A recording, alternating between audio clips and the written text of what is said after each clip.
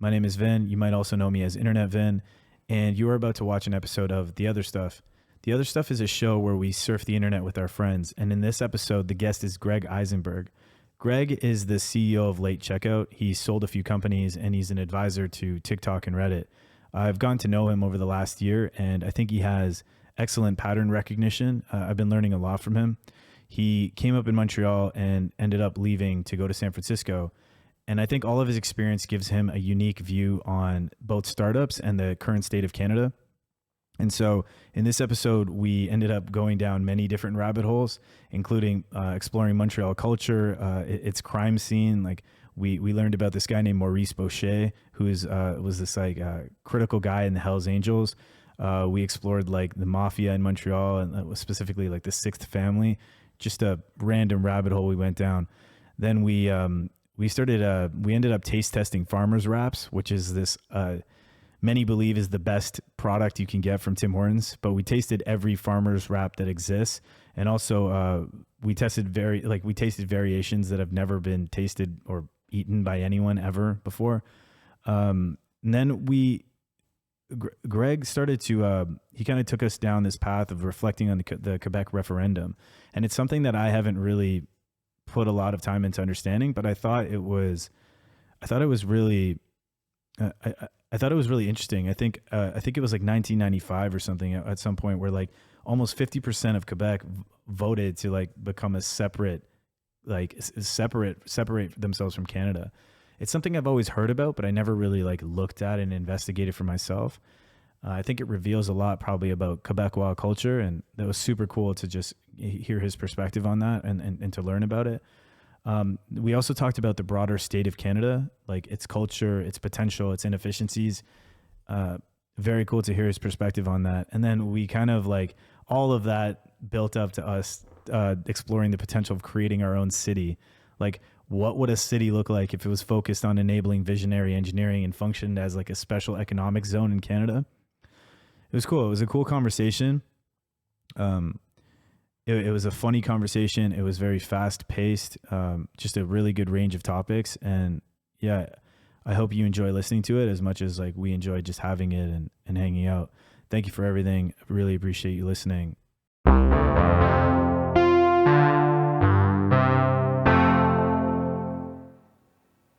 I love how your two categories on ARC are farmers wrap. Oh fuck. And Montreal. I was doing some preliminary research. You know, most people have categories like, you know, personal, you know, my wife, business, accounting. This guy has farmers wrap. So you grew up in Montreal? Yeah. Like where? Like the NDG area. I don't know. What's that? Let's pull up Montreal on a map. Montreal on a map? Yeah, like look at a Google map Montreal. Maybe you can give us a little tour of Montreal. Okay. Right? Sure. You know, okay, so let's focus on just Montreal for a sec. Not Laval. Okay. So before I give you a tour of Montreal. Yeah. In the center of Montreal is Montreal. So we got to start there? You got to start there. Okay. So let's go to Montreal. Montreal. My bad. So what's going on here? First of all, cool that a city has a giant mountain in the center. This is very cool. Very cool, right? Yeah. Secondly, I believe that the guy who designed Central Park designed Montreal. Oh, really? Yeah. Can we check that? Fact check. Then also, I'd also just want to know, like, I'd also like to see an image of Montreal, like not overhead. Yeah, I got you. Yeah. But look at that. Look at the way that it's like the city is just completely built around it. Wow. Yeah. Is the guy who designed Central Park the same guy who designed Mount Royal? I mean, yes. That was the question. Frederick Law Olmsted was the landscape architect who designed both Central Park in New York City and Mount Royal Park in Montreal. He is widely considered the founder of American landscape architecture and designed many other parks and public spaces. How many Canadians know this? None. I didn't know this. Yeah. Not a single one. What happens if you click show more? Not a single one. So I'm not Canadian. You're Canadian, Greg? Yeah. I mean, I'm not. Yeah. That's crazy. Olmsted was invited to design There's the park. nothing else in this show. Olmsted was invited to design the park in Montreal in the mid 1870s. Can we see this park? Montreal Park. How nice is this? Is this it? It's pretty nice. Wow, that's so nice. The coolest part about it. Holy shit. Well, there's a lot of cool parts, but what This I is like one of the nicest parks in Canada, probably. Probably. Go to see the picture of the lake at the top of This one? Yeah, at the top of the This is the mountain. Montreal Park? At the top of like you hike up it. I used to hike up it every Sunday with Oh, like wow. my grandfather and stuff like that. Like this is what we did on the weekend. We would Yeah. go to Montreal, and Montreal at the bottom have something called Tam Tams. Have you heard of Tam Tams? No, what is that? Okay. I got it. Every Sunday, Tam Tams. let's watch a video of Tam Tams. You'll appreciate There's this. videos of Tam Tams. Tam Tams is one of Montreal's most unique events. Tam Tams is basically a get together of Who wants to go to the Tam Tams? We're going to Tam Tams. It's going to be so good.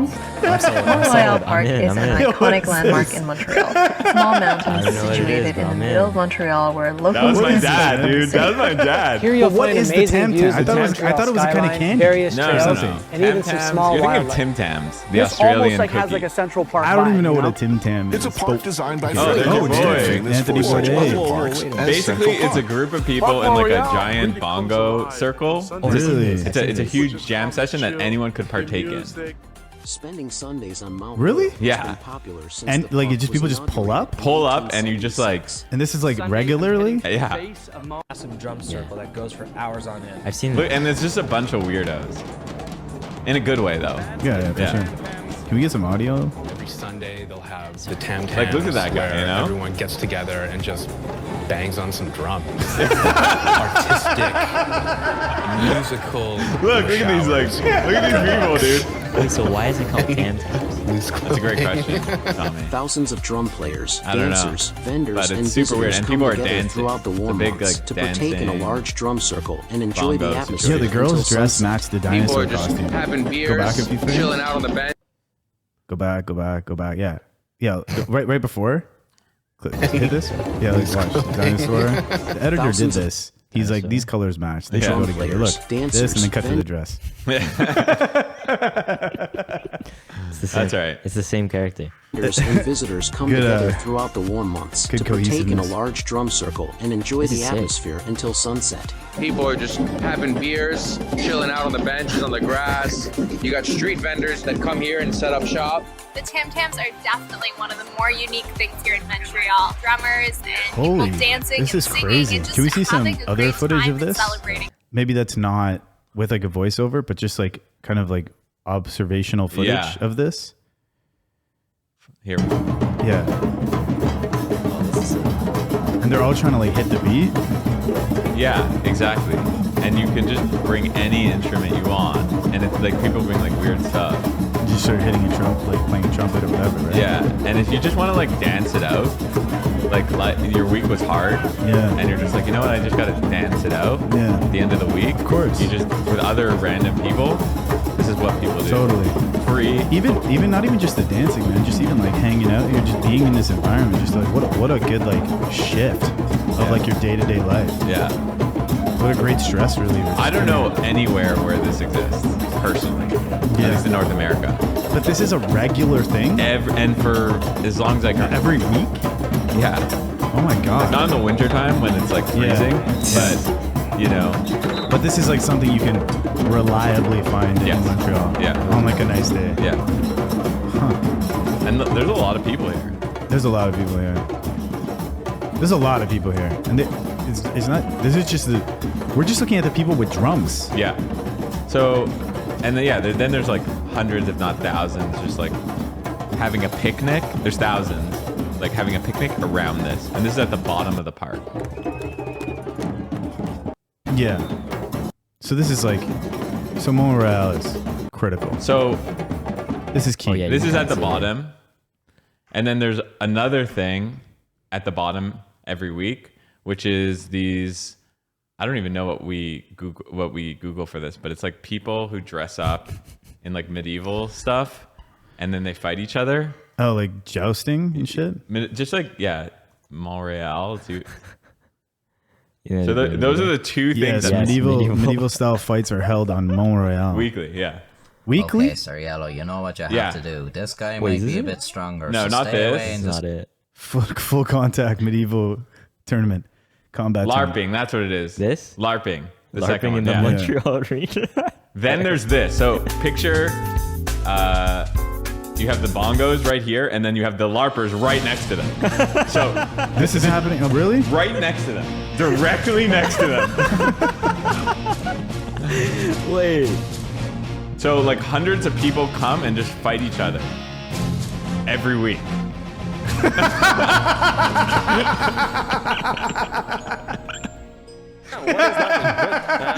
It's like when you put yourself inside a character. It makes no sense. You'll try to live through it for the whole weekend. How is this real, man? It's actually trending right now. It's not trending, bro. It's trending. I think it's trending. Look, really would you ever huge do this, now, Tommy? Yeah. The world that's into it. I would do this. Whoa, this guy's got like a rock-based outfit. Yeah, so it's a bit That's of like crazy. It's really huge now. It's a bit of like a status thing, right? Really? Oh yeah, like depending on your costume and what sword you have. Oh, wow. You're sort of higher up in the echelon. Just a weekend that you take off and That's crazy. you just This is a go out. weekend. It's about an hour and a half from here, and it's like another world. It's like literally going out of yourself, exploring your alter ego. And I guess that's what this is. Both of this is about, right? It's exploring your alter ego, the LARPing, or just like the bongo stuff, right?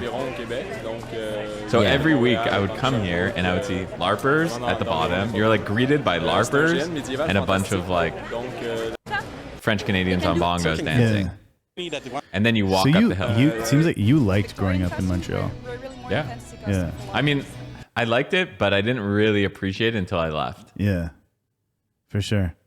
We'll get into that. Okay, so let's go back to the map. I got it. So my takeaway there is not only is this Montreal Park well designed, but it's like a central community place. This is like a lot of like, this is like, it influences a lot of the city. That was like happening here, right?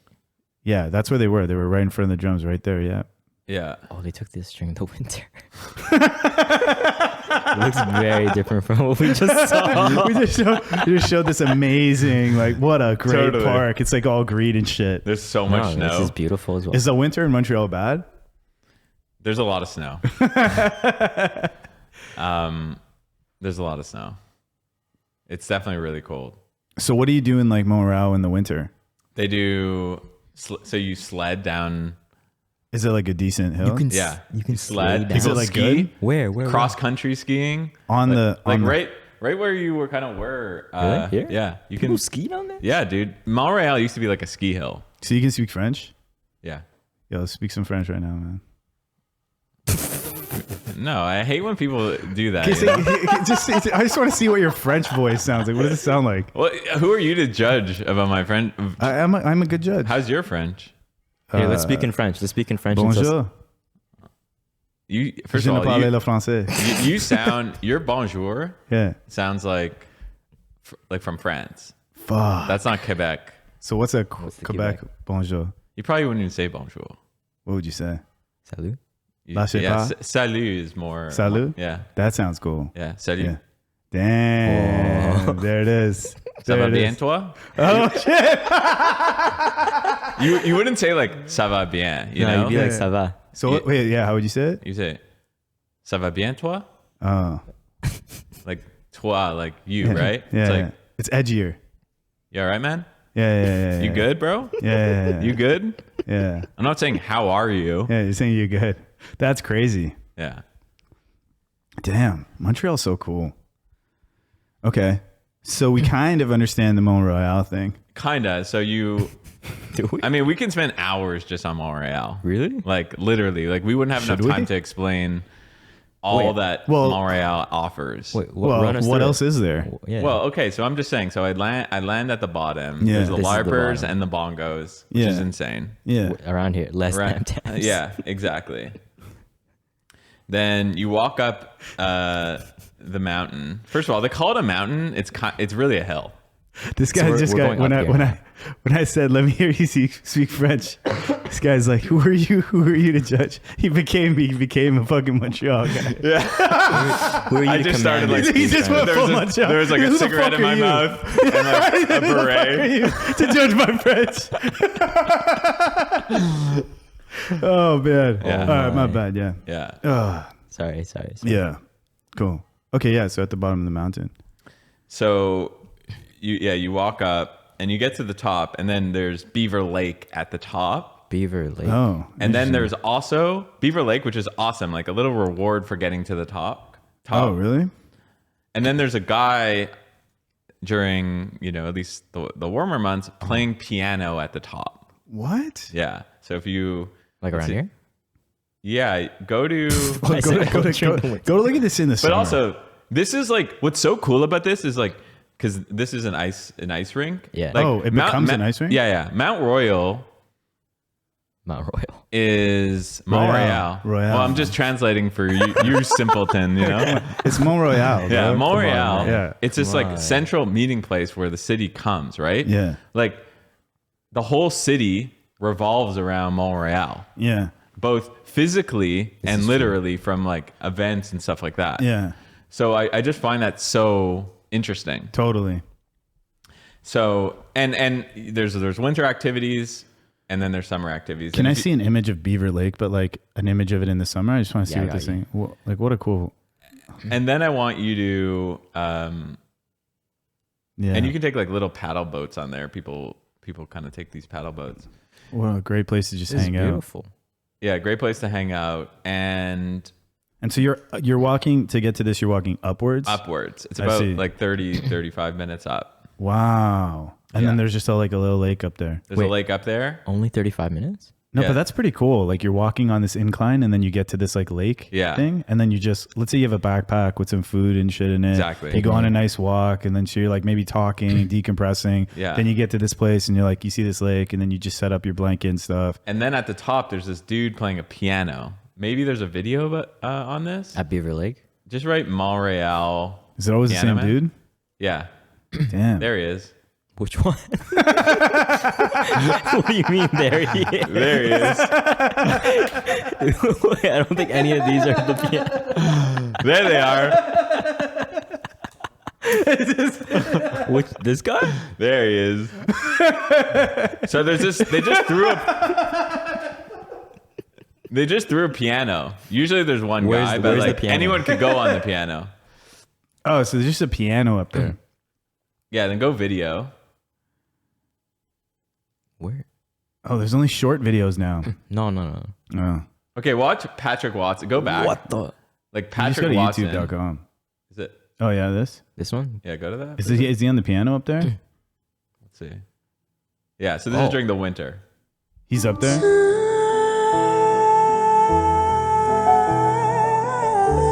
Okay, this is... Well, I think they brought their own piano. This is kind of cool. Like, this should be the Canadian national anthem. Look at this. I think they brought their own instruments, Greg. Yeah, they brought their own instruments. Something tells me. Man, they are so cold. Oh, man. Yo, go to YouTube and type in Mount Royal piano, man. Yeah. There he is. Yeah, not sure. Oh, this is just a random. That's not at the top of it though. Is no, it? that is the top. I think this is it. Yeah. This is that piano. Yeah. Is this kind of good? But how amazing is it that you get to the top, and then once you get to the top, you realize that you're on an island. You're on an island? Yeah, because Montreal is an island. Montreal's an island? You didn't know that? No. Yeah, the island of Montreal. What the fuck? Wait, seriously? So it's not an island. It is, bro. So like Americans will come and Americans and Torontonians will come to Montreal. Yeah. They'll come up all the way up, and then they'll be like, wait, why is there water all around? Because you can see water all around. Yeah. And then you realize you're on an island. Yeah, it's an island. In the St. Lawrence River. It's in the St. Lawrence River. Yes, Montreal is an island situated at the confluence of Ottawa and St. Lawrence rivers. It's the largest island in the Hochelaga archipelago, which consists of around 300 islands. Well, let's look at this on a map again. Back to the map. Let's see. I think you got to zoom out more. Keep going. Yeah, I guess. Oh yeah. Wait, let's see. That's it. Oh, it is an island, I guess. Wait, oh yeah. What do you mean? I guess you're either an island or you're not an island. I'm processing this, man. Oh yeah, it is an island. That looks pretty islandy to me. I mean, it's barely an island. What's it? It's like barely an island, man. It's an island. What would you call that? Barely an island. I mean, it's like about to touch the thing, bro. It's like a piece of land surrounded by. Yeah, maybe it's like barely. I mean, I guess. Homie's an island. It's an island. Wait. It's cool that they found a way to just stick an island in there, you know? Wait, who stuck the island? Whoever. Like, it's cool that there's just an island there. Is it really not connected? No, it's not, because if you look at the top, yeah, and you keep going, you can see that it's this water all around. And the thing is, when you look at it on a map, like I'm not doing it, like when you, keep going around like that, go outline the whole thing. So when you look at it on a map, like I just look and I see like a little sliver of water, but actually this is like from a human perspective. If I was there looking out, this is huge body of water. Like even these smaller points are probably big when you see them. That's really cool. Probably get some perspective. Yeah. Can we go out there? What an interesting place. Wow. Holy shit. Yeah. Look how far it is. And you can buy some of those houses like on the water for like cheaper than a house in Mississauga. There's houses here. I gotta move, man. Go look left and right. Oh. Yeah, look left though. Like I want to see the body of water. Oh. Ooh, I have a story. Yeah. I have a story. Can I tell a story? Yeah. I want to see the other side too. What's your story, Greg? I have a story about making an offer on one of these houses. Yeah, sure. What's the story? In 2020. Yeah. Summer 2020, I was like, I want to buy a house on this water. Yeah. Because what's cool is you can actually take a boat from here to Miami. Yeah. Right? People are not going to understand that. You're probably going to have to show them that on a map. They're not going to believe it. Wait, what? Yeah, it's true. Yeah, it's true. Yeah. So we'll come back to Montreal to Miami. Okay, let's keep going. Yeah. Oh, sorry. So I find this, me and my brother find this house at the end of a dead end in Laval. Laval is like the Mississauga of Montreal. Hey, what are you trying to say? It's a island right north of Laval's an island too? Yeah. Wow. Yeah. Oh yeah. Man, they're really pushing. They're really pushing it. Yeah. They're really pushing it with these islands, man. Laval's an island too. Yeah. I mean, it used to just all be one place, and I guess it kind of separated. I guess. So we find this house, and it's beautiful, and it's listed for like nothing. Really? Like $750K CAD. Canadian, on the water. Yeah. Has like a dock. Like so that's like that's like 750K is like what, 600K USD or something? Like 500K USD. Yeah. Like 4 bedrooms. Like like charming house from like the maybe 1800s. Yeah. Like just beautiful, like vines everywhere. Yeah. And we're about to make an offer, but there was a few quirks to the house. So there was an elevator. Oh. Which was weird. Why is that weird? Well, it's just like, why does this house have an elevator? How many floors was it? 3 floors. Oh. And the weird thing about the elevator is it went to like a room that had like basically a bunker. It went to a bunker. So it was like underneath the house? Yeah, in like it went from a bunker basically, the garage, but it was a bunker, into the bedroom. Whoa. So it was like an escape hatch. That's fucking weird. And it's kind of fun. We find out that the next door neighbor to this house, do you know who Mom Boucher is? No, pull it up. Mom Boucher. Oh my God. Not this guy. His wife, Maurice Boucher, a Canadian gangster, convicted murderer, reported drug trafficker, and outlaw biker. He was once president of the Quebec Nomads chapter of the Hells Angels Motorcycle Club. Okay. His wife lived next door. And it was basically connected. And they had killed. So, the reason why these gangsters like to live on the water is because they drop bodies in the water. And they can go to New York or whatever. Yeah. Just like, that's why it was a dead end. That's why there was like, you know, I'm not generalizing here, but there was like, it was like the only house without an Italian flag on the street. Like this, you know. He was sent to I am generalizing here. Like, but there were like all these like Italian flags everywhere. And like people were looking at me like, what are you doing buying this house? Yeah. He was sent to serve 3 life sentences at Canada's only supermax prison in Saint-Anne-de-Plaine. Sorry if I said that shitty. While in prison there, Boucher survived several assassination attempts motivated by his infamy and was placed in a special unit of the prison to isolate him. Authorities transferred him in June 2022 to a nearby Archambault institution under conditions of secrecy so he could receive palliative care following the metastasis of his throat cancer. He died in 2022, 69 years old. So, first of all, I want to just say one thing. How badass is the nickname Mom? It's pretty crazy. Right? It's scary. His nickname is Mom? Yeah. I think it's pretty scary. I think if you're this kind of a character and then your nickname is Mom, yeah. I mean, that's like... Let's look at more pictures of Mom Boucher. Such a badass name. Can you think of a more badass name than Mom Boucher? It's crazy given the character. Whoa. What does he look like? Okay, go to the top left. Yeah, he's a scary guy, I guess.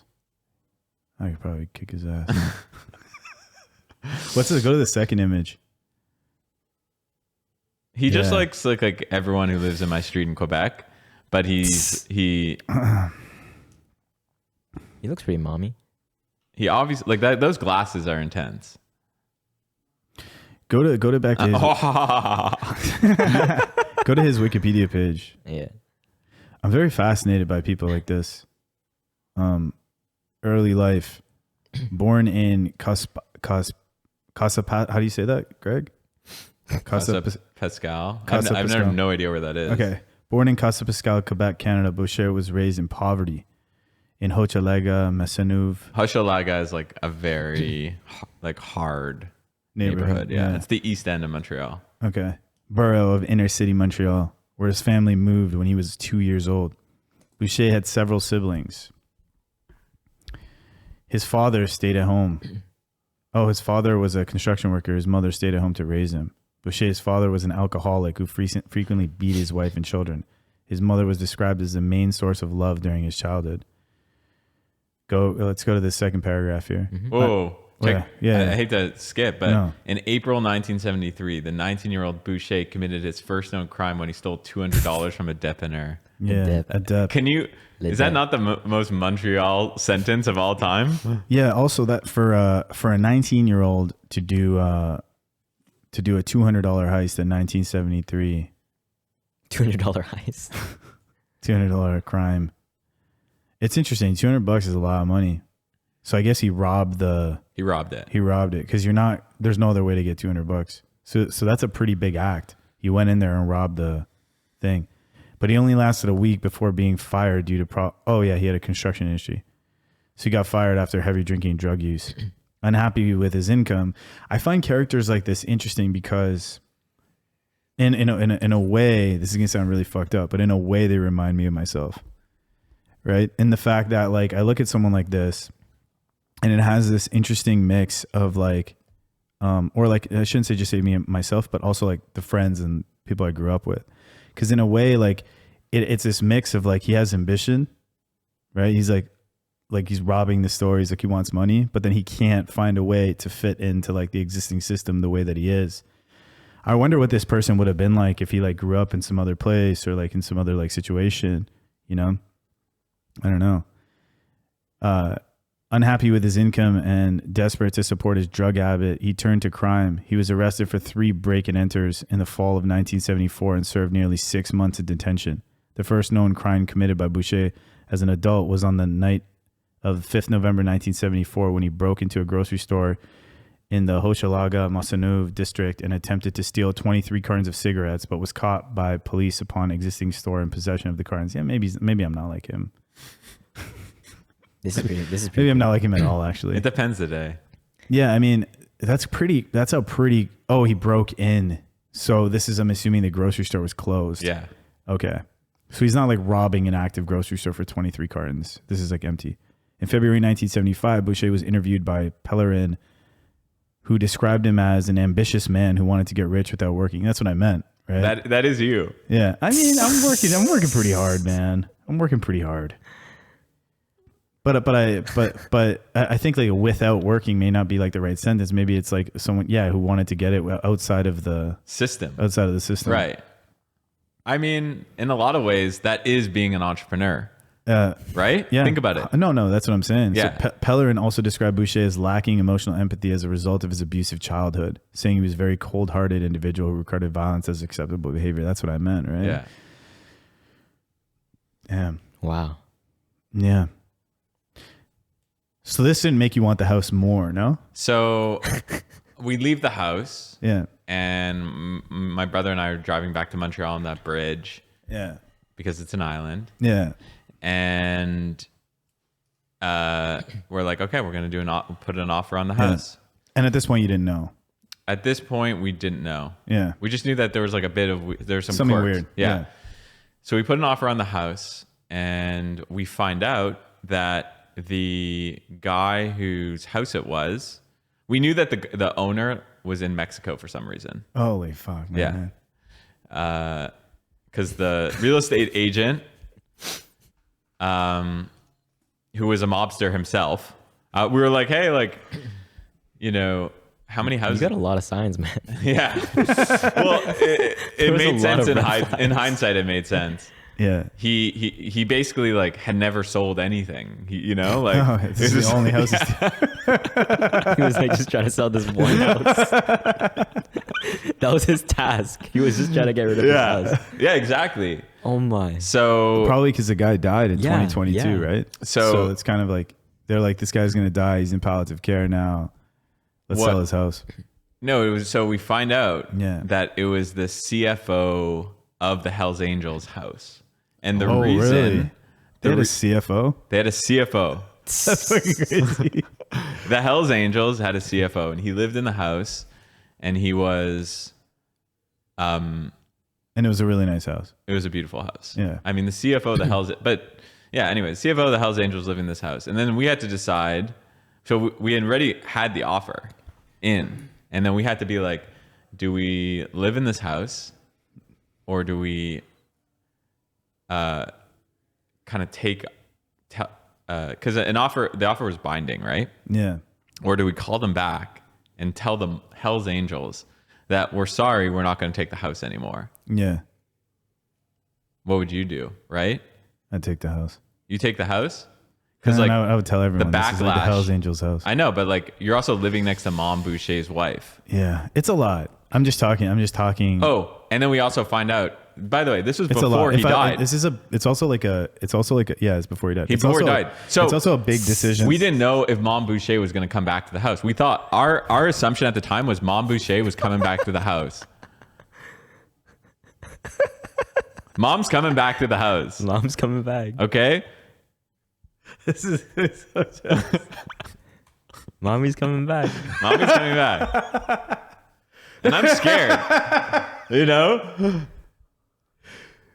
He's coming back. That guy's coming back, and his wife is there, and I'm on this dead end. And wait, his wife was there? His wife was there, living next door, and it was kind of like the houses were kind of attached. That's hardcore, man. Yeah. Was it a toss up until the end, like where you kind of just like we can deal with it kind of thing, or? It was a sleepless night because I was like, do I just pay the $500,000 to like, to ensure that I don't die? Yeah. Because like maybe they want to get rid of me and my brother. Right? Like, who are these guys? Oh, and he had just, the reason he went to jail, I'm pretty sure, is he had killed someone. Yes, I'm pretty sure he had killed someone right, like, in front of my house. Like the house you were looking at? He killed someone. The house you were putting an offer on. Yeah, well, yeah, exactly. Wait, were you evaluating? Was that baked into your decision making? Like, did you know about that? Or is this I only found out about it after I'd put in the offer. Dude, it was COVID. People were just like, I need to buy a house. Totally. Yeah, I was COVID brained. Yeah.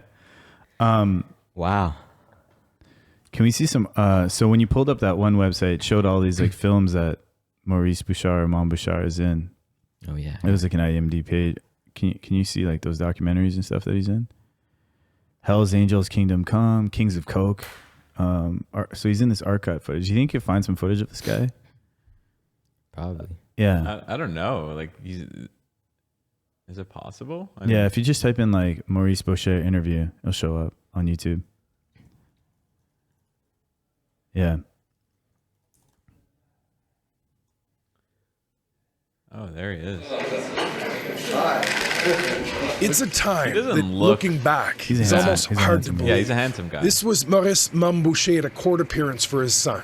Boucher was Oh, the for his head of son. an elite chapter of the Hells Angels. Can you go to Everyone something knew. else? Is him supporting his son and stuff? Like I want to see footage of him.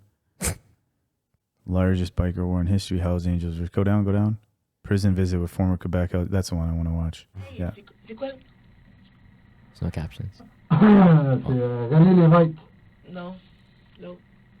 Rémi Gadebois. Non, l'affaire que c'est... Like, this could have been my, like, I was in the scene almost if I would have bought this house, right? Like, his daughter would have been next door. Mm-hmm. C'est l'affaire des mafias, le Rénal. He's got these tats and stuff. Les He's a bandes. big dude. Yeah. Hein? Hein? He's a Les big bandes. mom. Les bandes. Yeah. Pas Raymond. Do you understand what he's saying? Or is it too muffled? It's pretty muffled. Mais tu penses peut-être... Parce que d'après moi, il va venir. Can you do anything with that? I think he's saying that he killed someone or something. Did you see that? He was just like, Yeah. Okay, let's go back one. Let's go back. Let's see one more. What a fascinating person. North America's most feared biker. Go down. In the dark world of Canadian crime. You want more? Yeah, no, that's good. In the dark world of Canadian crime, one man's name still sends shivers down spines. Maurice Mom Boucher. This isn't just another tale of a criminal.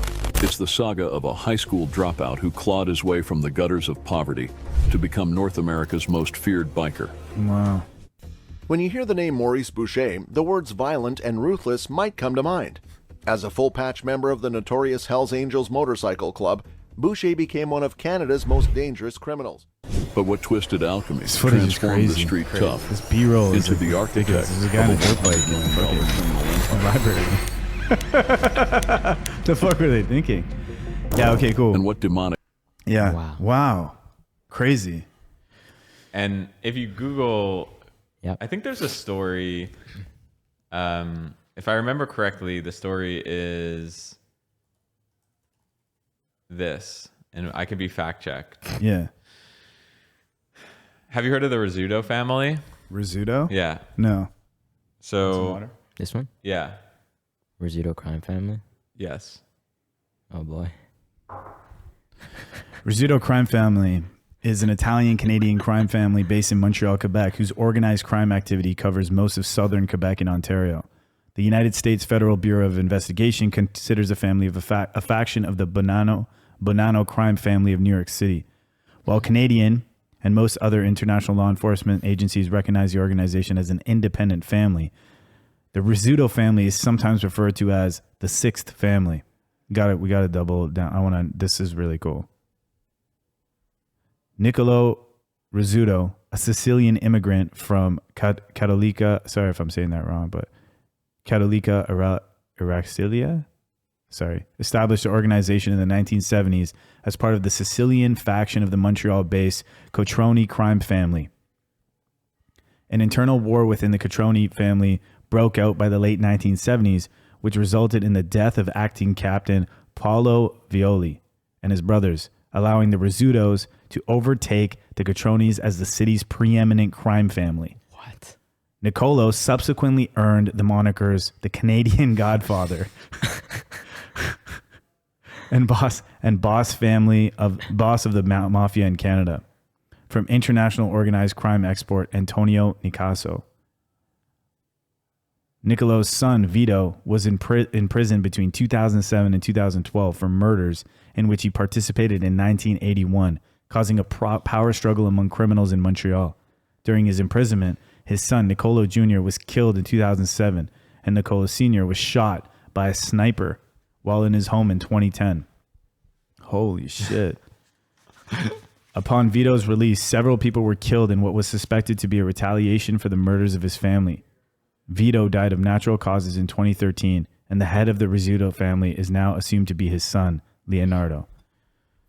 Wow. This shit's still going on. So I didn't know about any of this until one late night in 2020 after I had made this offer on this house. And I didn't know about the mafia and everything like that. Yeah. And then I find out that after the main Rizzuto guy went to prison, or he died. I think he might have died. Vito Rizzuto is his name, I think. Yeah, Vito. Yeah. Vito Rizzuto. Yeah, his son. Go to Nicolo's son. No, go to Nicolo's son, Vito. Yeah, that guy. First of all, what?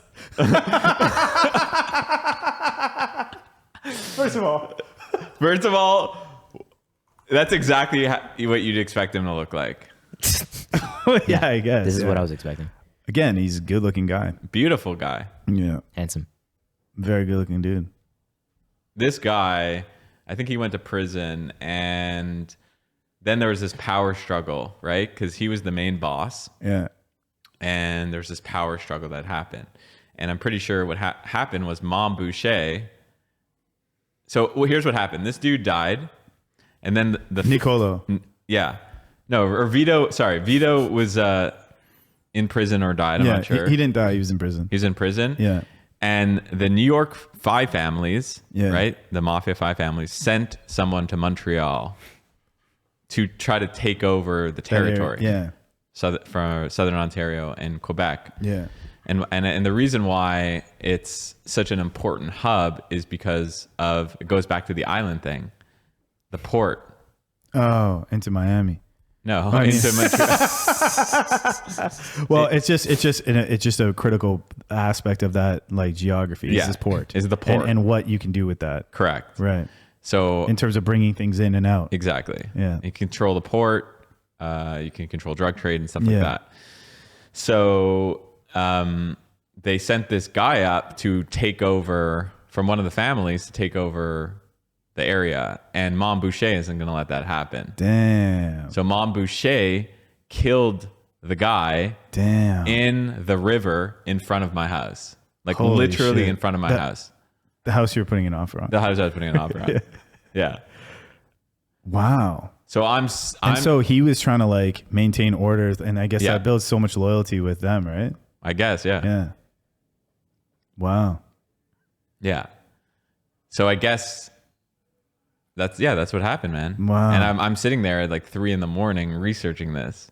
Thinking about if you're going to put an offer in. No, I had already put an offer. Thinking about if I should retract. So how do you retract? I mean, I'm assuming you retracted, obviously. Why do you assume?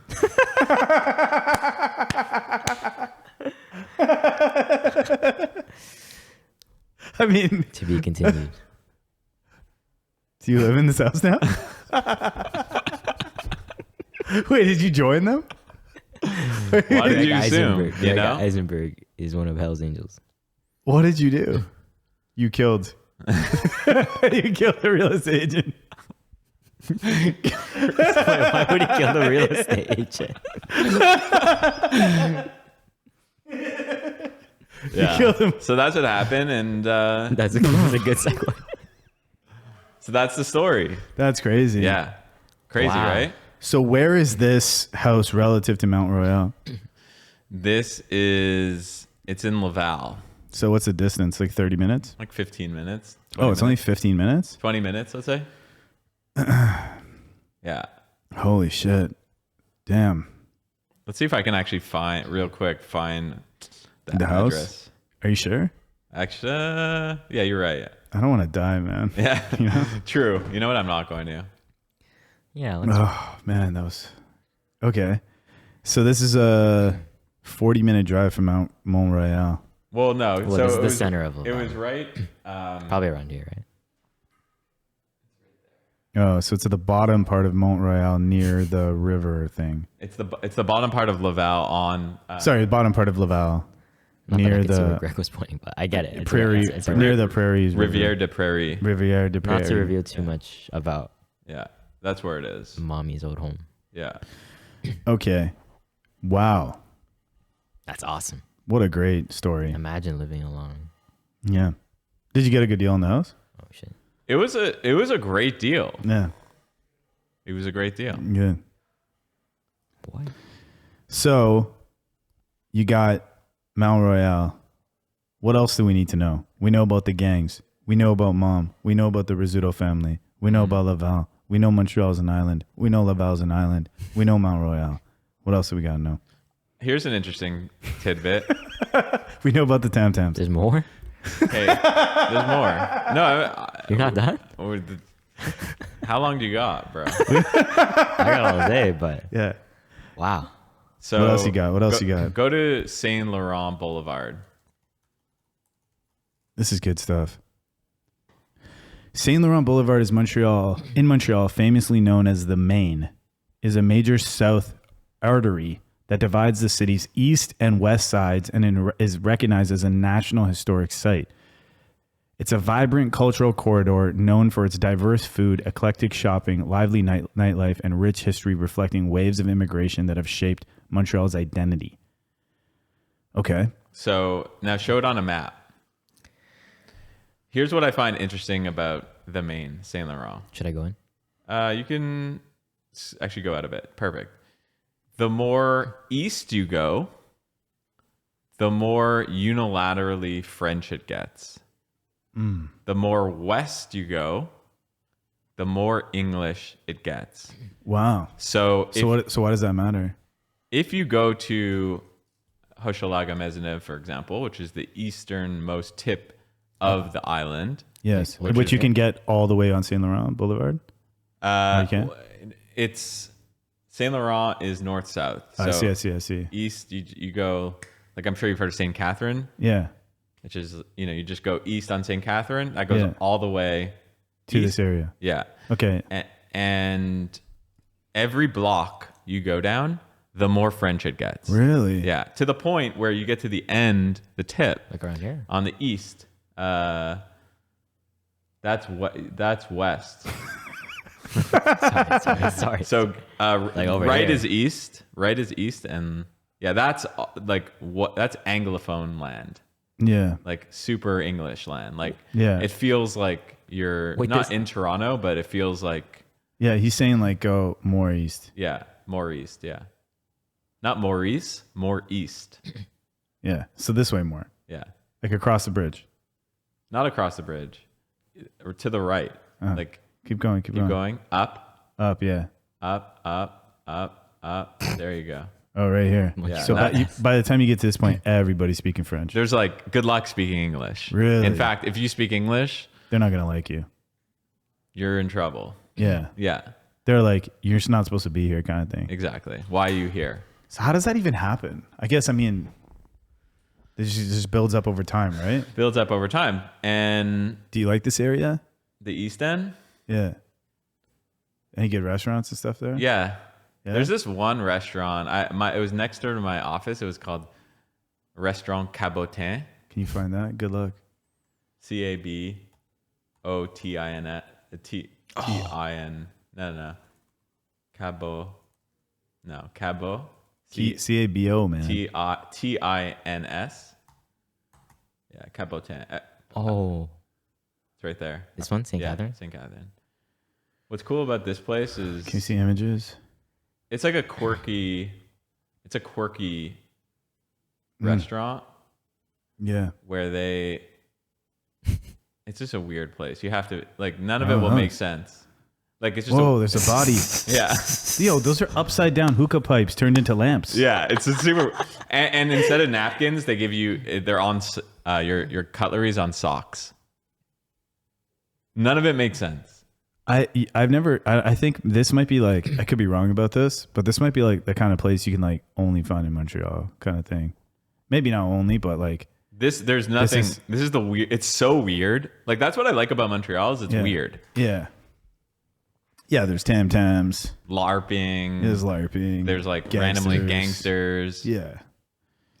Man, I love Montreal. I do too. And it's cheap as hell. Like if you looked at them, like this is like a Michelin star level. Yo, I'm scared to keep Sorry, going. what were you saying? Michelin star, right? The quality of food. Look at that. Look at the art.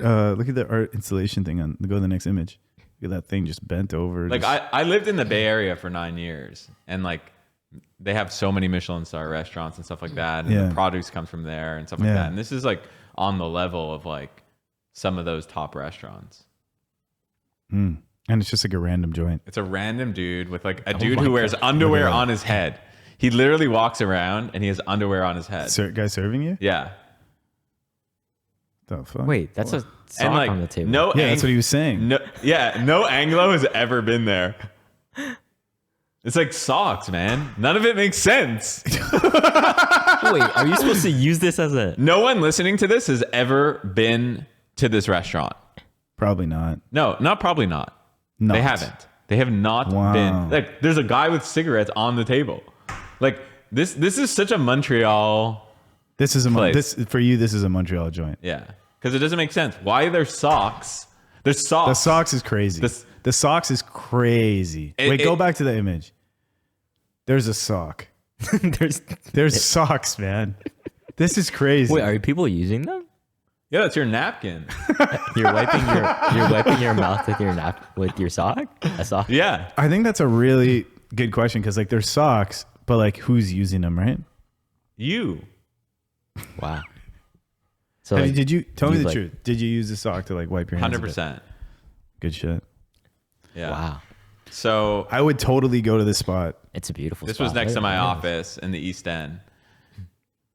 And this is actually really where I learned French. Oh, really? Yeah, like Look at that. Man, that's crazy. Yeah. Like this is where I learned French.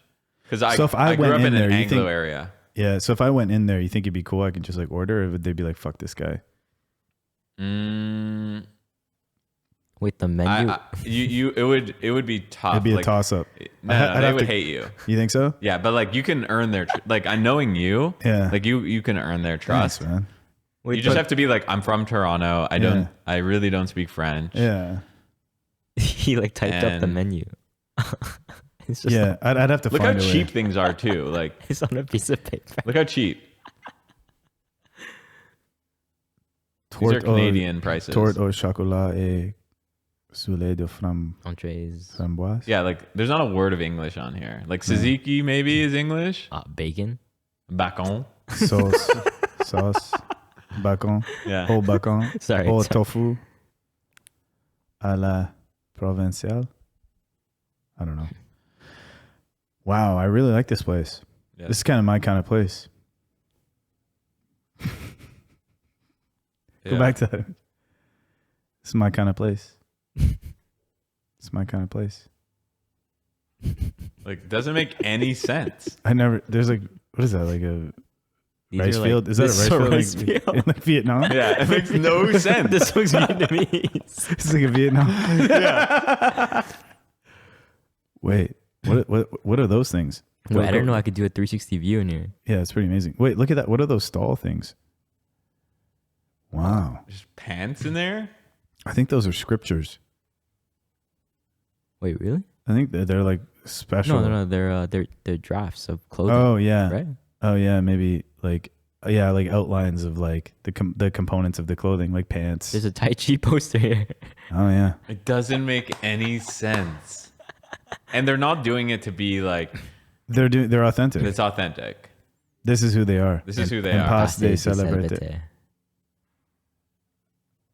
Keep going, man. This is incredible. So you got some art on the wall here. This is obviously like a local photographer that just recently went to this place, and they're like, yeah, you can throw your artwork up. Why not? Look at the wall. Look at the purple wall here. Look at the painting on it. Wow. Look at these chairs. Go to the next. Each table has different chairs. Yeah, you're right. Oh my God. There's not those. Every table has its own chair. It doesn't make any sense. These ones are like green. Look at that little table. Who's sitting there? I guess that's a kid's table. Nah, I'd sit there. Look, every table's different. Right in this. Every table's different. Wow. there's like a step up to this one.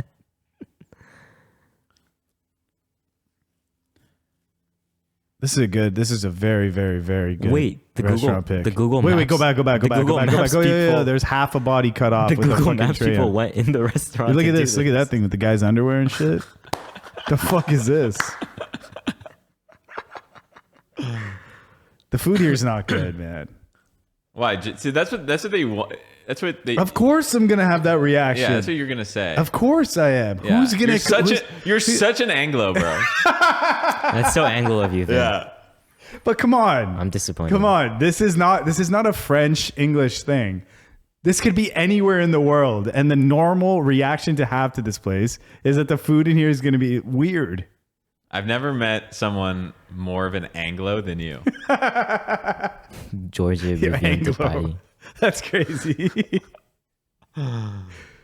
Wow. Hop. But of course, the food's going to be good. That's what I mean. The food's going to be. You're like the correct conclusion to come to is that the food's going to be bad. Right. Exactly. But the reality is that the food's going to be good. Yeah. Because if it wasn't, this place, that's what makes it work. Yeah. Wow. Look at the gate. And the sign is great too. Can we read some of the reviews on this place? Sure thing. Get that translate on. Google Translate. I think it auto translates now. No, I think somebody wrote some English. You guys hungry, Tommy? I'm down. I'm hungry. Oh, look. I'm down for some This food. is in English, and they were offended. My girlfriend and I really enjoyed the food during the week of Montreal. A table. A table. The decorations are very original. However, we find our waiter need more trainings. We were utterly insulted and offended when he asked if we paid as if we were leaving. Context. We paid in front as he didn't come with the machine. And honestly, if he stopped there, we would have considered it as an honest mistake. But as his colleague said, yes, they paid. He then replied, what? It's a good question to ask. What the fuck is this guy talking about? It's a classic Anglo.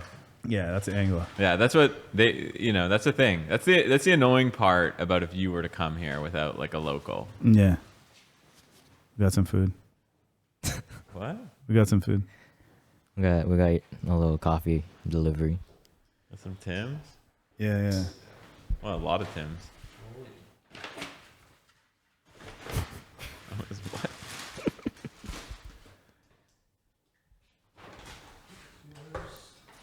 You want to see Montreal, bro? I'll show you Montreal, man. We should sprawl it on like the center of the table. Yeah, we will. If that's possible. Wow, it's like all wrapped up. You can choose your drink.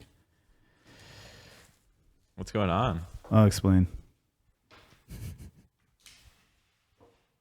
There's a lot. We can take that off. Thanks, man. Let's see. Let's see what's in these bags. So this is like... Sorry? Oh, it's an order? Great. This is your version of Cabotin. Yeah. In a way. This is our Cabotin. No. We don't know what this is yet. What's this? Wait, have you never had an ice cap? No, of course I have. Oh, okay. All right, so we got a lot of stuff in these bags. This is Tim Hortons. This is the farmer's wrap, which is believed to be like the best product from Tim Hortons. Believed to be? So the thing, yeah, I mean, it is the best product from Tim Hortons. Oh, thanks. So we're gonna like try some farmers wraps. Oh, great. You know, I've never had a farmer's wrap. Oh, great. Awesome. Yeah. Well, you're in for like a First time? surprise. First timer. Okay, so the thing to know about the farmer's wrap is that there's like a couple of core kinds of farmer's wrap. There's a sausage farmer's wrap, the bacon farmer's wrap, and more recently, there's a scrambled egg farmer's wrap, essentially. So we're going to start with the sausage farmer's wrap. And do you have a preference or? I think we're going to find out today. Okay. Yeah. So Tommy, this is like what's on the screen. Okay. So by the end of this video, we'll have rated, reviewed, and found the crown to the best farmer's wrap. I think by the end of this video, a lot of things are going to happen. Okay. You probably want to get your laptop out of the way. Okay, I'll just put it here. Don't close it though. That's cool. Little Bonito sticker there. Okay. Sausage farmer's wrap. Classic. Classic. So this is the OG. Daily Driver. This is the Daily first Driver. one. This is the first one. Yeah.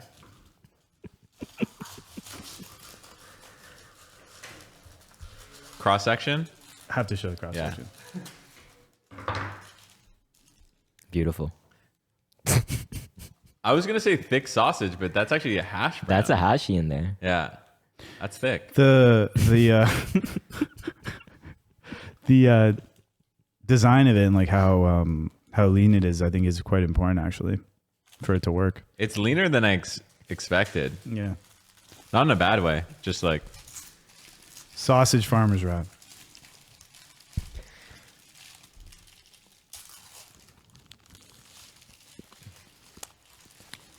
Damn, that was a big first bite, Greg. Yeah, we got a lot. I'm excited. Could be warmer, but probably my bad. Breathe it in. There's a little kick to it. Yeah. What's that? A little spicy sauce? Mm-hmm. The sauce is critical. You don't have to eat the whole thing though. I would not. I can't stop. I would not eat the whole thing. No, we got a lot of work to do. That's the original. Little cooler on the cooler side, but it hits. My take on it: spicier than I thought, in a good way. Yeah.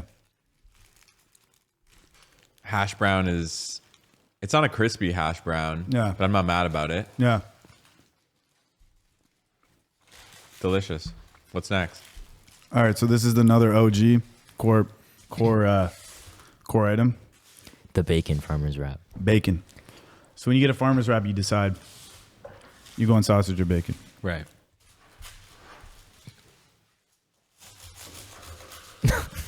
And just to be clear, do you have any disclosures? Are you affiliated with Tim Hortons at all, or? When I go to Tim Hortons, it's not the same experience as it is for everybody else. Right. Yeah, I like for everybody listening, like when we go to Tim Hortons, it's not the same as when everyone else goes. Okay. You know what I'm saying? Yeah, I know what you're saying. Yeah. It's just like when I would go to Cabotins versus you going to Cabotins. Yeah. Yeah. Except imagine Cabotins was like Bank of Montreal or Right. something. You know what I mean? There's like the francophone experience and the Anglo experience. Yeah. So this is the bacon cross section here. So again, it's like the same thing, but I guess with bacon and then the egg. Look at that. Just like a little thing you can just grab. Super tight these wraps. Mm. Like really, I respect it. You know what I mean? Like putting the wrap in. It's almost not cylindrical. It's not even cylindrical. These wraps aren't cylindrical. Are they supposed to be? Yeah, like when you think of a burrito, Yeah. it's like a pipe. But that's why they don't call it a farmer's burrito. It's a wrap. Pretty good.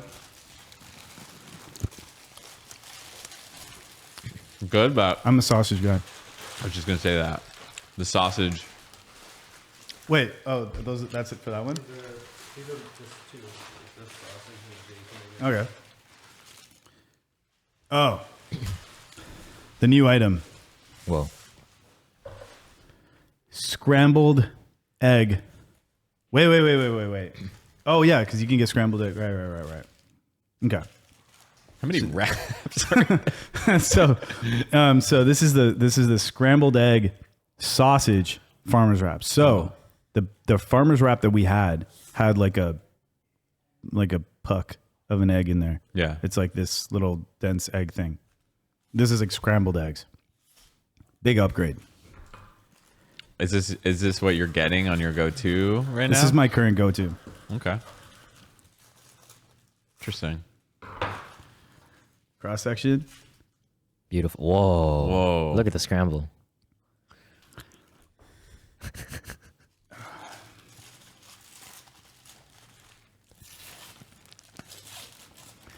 Oh my. And for the Americans listening, like, how do you compare this to a McDonald's sort of egg McMuffin, sausage McMuffin situation?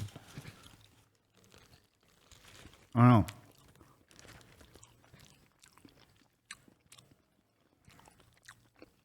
The sausage bangs. Yeah.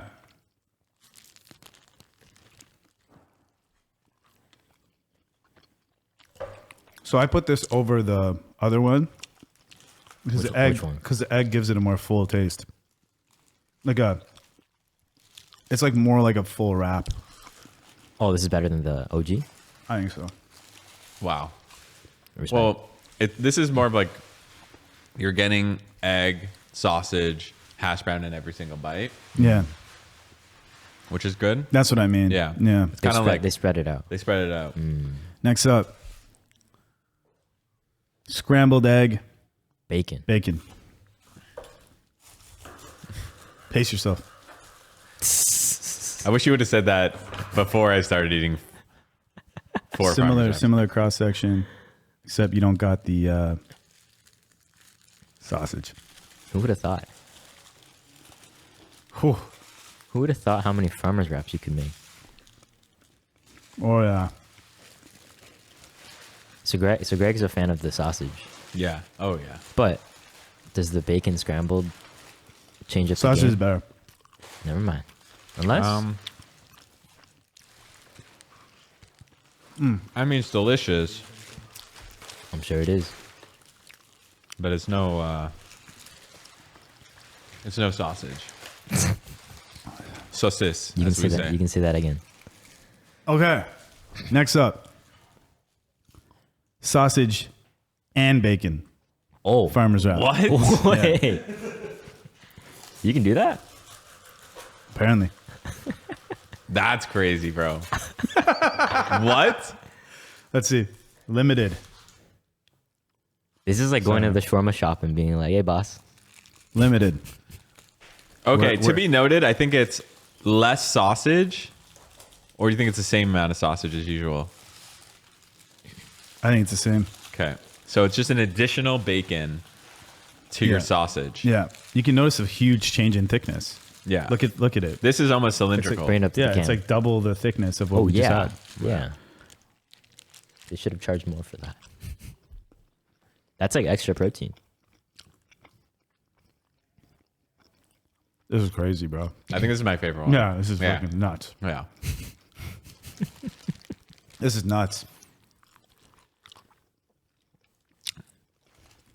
Nuts. This is a pick-me-up, too. Yeah. Oh, guys, one already. This is after you go to Capotin. Yeah, exactly. Thanks, John. And they I think don't. we're done with you. They don't give you a Alright. good time. Next up. Next up. Oh, God. Wash it down with an ice cap. It's true. This is called a sausage and bacon loaded box. Which is basically a farmer's box. So this or is like a farmer's bowl. This is like a deconstructed farmer's wrap. Oh, wow. Wow. Wait, yo, that actually looks pretty sick. So if you're not into wraps, but you want the farmer's wrap, but you want it as a bowl, Wow. I think we need utensils though. Use your hands. Nah. All right. Oh. Thank you. We thought ahead. So this is available on the menu. It's not like... I think this is available on the menu. Okay. Yes, this is. You want? Yeah, here. I'll take a little bit of... Oh, it's egg on the bottom. Wow. Hash brown. They thought of We're gonna thing. be, I mean, I'm so full. Get a little bit of everything. Get a little bit of everything. This is basically like a poutine. I probably should have told these guys to come in a little earlier. A little on the cooler side.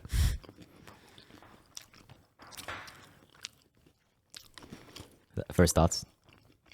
To me, it's a poutine. Yeah. Without the fries, gravy, or cheese, right? Well, the fries are basically the hash browns.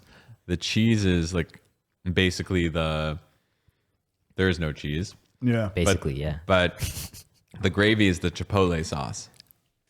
Yeah. I see and the curds are the bacon and sausage. Yeah. It's kind of cool that they put bacon and sausage in there. It's cool that Tim Hortons is innovating. Yeah. Oh yeah, we're just getting started. This is what innovation looks like. Hold it up to the camera one more time, babe. Mm-hmm. Crazy. It's Canadian technology. Yeah. Beyond ideas. Beyond ideas. Beyond. So I would never order that. Yeah, I would never order that either. Hey, what's crazy, it probably costs more than the wrap. And you're not getting the tortilla. What's the price point on the wrap? That's a good question. Look at all your cups and stuff. Price. A single farmer's wrap is around $7 with tax. Insane drink. So good, bro. Farmers. Do you remember your first ice cap you ever had? Oh, price. No. I do. You do? Wow. Like to me, it was summer night in Montreal. Yeah. I remember just on that island. I just remember I didn't know anything like that existed. Like a coffee, almost like we didn't have Starbucks, like you guys probably had. Nah, I didn't have Starbucks. I didn't go to Starbucks like last year. Yeah, but I'm saying like in Toronto, at least there were Starbucks. Some maybe, yeah. Like growing up and stuff. Yeah. Yeah. But in Montreal, we just. When did? I mean, there's Starbucks now, but. You ready for what's next? Yeah. It's a pepperoni pizza. What? No way. So. Whoa. From a visual perspective, it does look like airplane food. Yeah. Like Air Canada. Tim Hortons is basically Air Canada. That's true. If you think about it. You ready? Yeah. Tim Hortons pizza. Oh, corner slices? Yeah. Yeah. Corner slices for the boys. Bon appetit. Look on the cooler side. We gotta warm all this up. Disregarding temperature, like, what do we? It's thinner than I thought it would be. You thought Tim Hortons would have used like a thick crust kind of technique? It's just like a thin crust pizza. It's not bad. I don't hate it. Do we put it above like a pizza? Try it with the ice cap. Whoa. Put it in the ice cap. That's interesting. It's like sweet and salty. It's a Canadian dream. Yeah. I hope we're done. There's one more.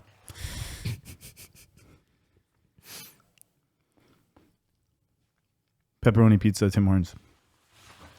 Insane. Better than I expected. That's pretty good. I'm putting it out there. You know? It's not my thing. Farmer's wrap for me. OG. The only shift I'd make is maybe I'm like a sausage, bacon, farmer's wrap guy. I know, but I'm just saying, like, did you think that the Tim Hortons pizza was going to be worse or better or the same as that? Same. I think like there's like a certain feeling that you might get when you're driving through a drive-through and you just like get to the front, you get to the window. It's a leap of faith when you say, can I get a, they're like, hey, what would you like? You're like, can I get a medium double and a pepperoni pizza? I think it's like, it's a moment when you make that decision. I think there's like a lot of people who have had that moment, you know, a late night with your friends in the car, and they're like, just get the pizza, just get the fucking pizza. You know, I think this product, I think it represents a lot to like 10 people. Right. There's 10 people who think about getting this pizza like a lot. Yeah, I think I would get this again. I would get this again. I would try it. I would try it, but I got to do a drive-through. I want drive-through like someone hands me a pizza. Fine. Last thing. Never been done before. Hope we don't go to jail. Mm-hmm. If we go to Tim Hortons, it's different. If we go to Tim Hortons, it's different than if you go to Tim Hortons. The Farmer's Pizza. What?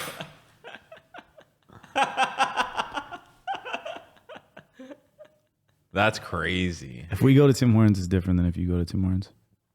Wait, did they put the farmer's wrap on a pizza? It's a Farmer's Pizza.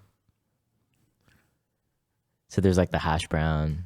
There's egg. I see the egg, bacon, and sausage on it. The core sauce is the sauce used in a Farmer's wrap. Oh my.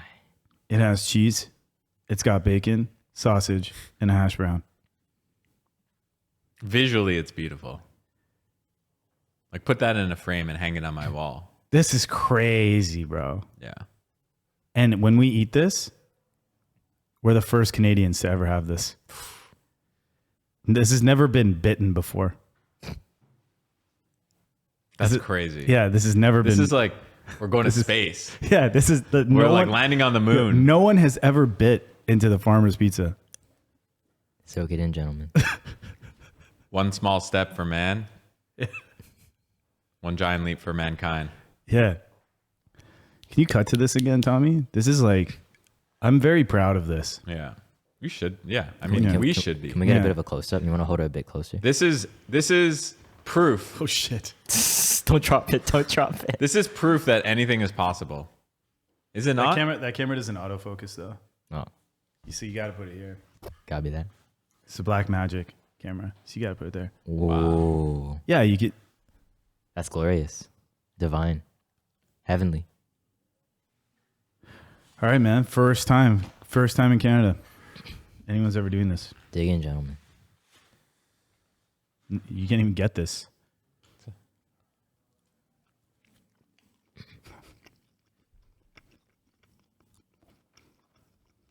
That's crazy. That's crazy.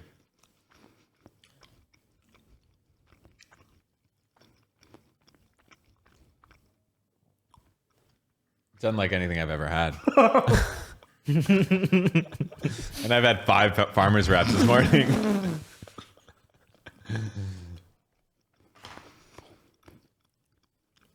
That's really good. Damn. We got heated up. But that's fantastic. So how was this possible? Like, you went and you ordered this and they're like, we can do it? We can't get into that right now. Okay. There's one last thing. There's one more thing. One last thing. Okay. This is the pièce de résistance. Yeah. So we had the Farmer's Pizza. The Farmer's Bowl. The Farmer's Bowl. And this is the Farmer's Capp. This is the Farmer's Capp. What's in here? It's just a blended Farmer's wrap.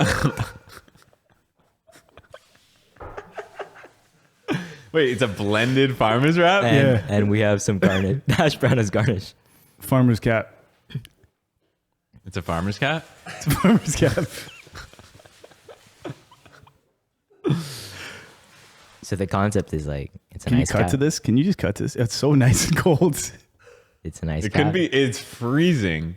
Look, Tim Hortons, we're going to jail, man. Tim Hortons Farmer's Capp. You guys should like cheers. Yeah, I'm really, sorry. I don't know. I honestly don't know what this is going to taste like. Like really bring it in. Oh, This is why we did the breathing I'm just doing a exercise. sip.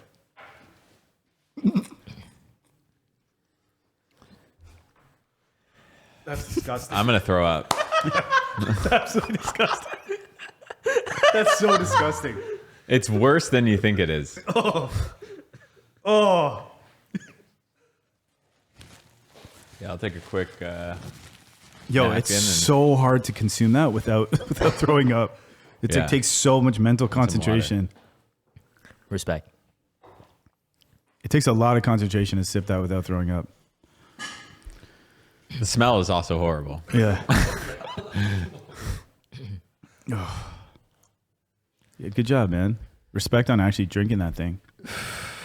Well, welcome to Canada. So a couple. Well, I guess I should also say, like, so we had two never before things. Two things I've never been done before. Sorry, I'm just like burping. From, yeah, I know. Yeah, me too. The farmer's pizza and the farmer's Capp. Anything's possible. Anything's possible, man. Wow. Dream on. Dream on, boys and girls. Dream big. Dream big. Yeah. Dare to dream. Oh. So what do we talk about next? Montreal?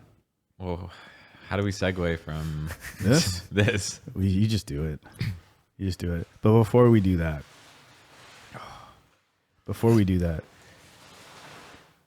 when was the farmer's rap created? I just want to check. It's a good question. And who created it? Yeah. Who created the farmer's rap? Oh man, I don't ever want a farmer's rap again. Yeah. Like for real. Yeah, dude. Like dude, like there's something, it's one thing to like be like it's one thing to like eat a farmer's wrap. Like let's say we had like 3 of them. Right. And we're like, yeah, I'm good for a while. But it's another thing to like eat it as a bowl, eat it as a pizza, and then to drink it. Think about if you were me. Like I fully had breakfast this morning, full on breakfast. Hey, you're like, we told you not like, to eat. These guys, yeah, but you know, I had breakfast. It's your own fault, man. Then I sit down, I get handed a liter of ice cap and 12 farmers wraps. 6 emos. Oh, think about it from my perspective.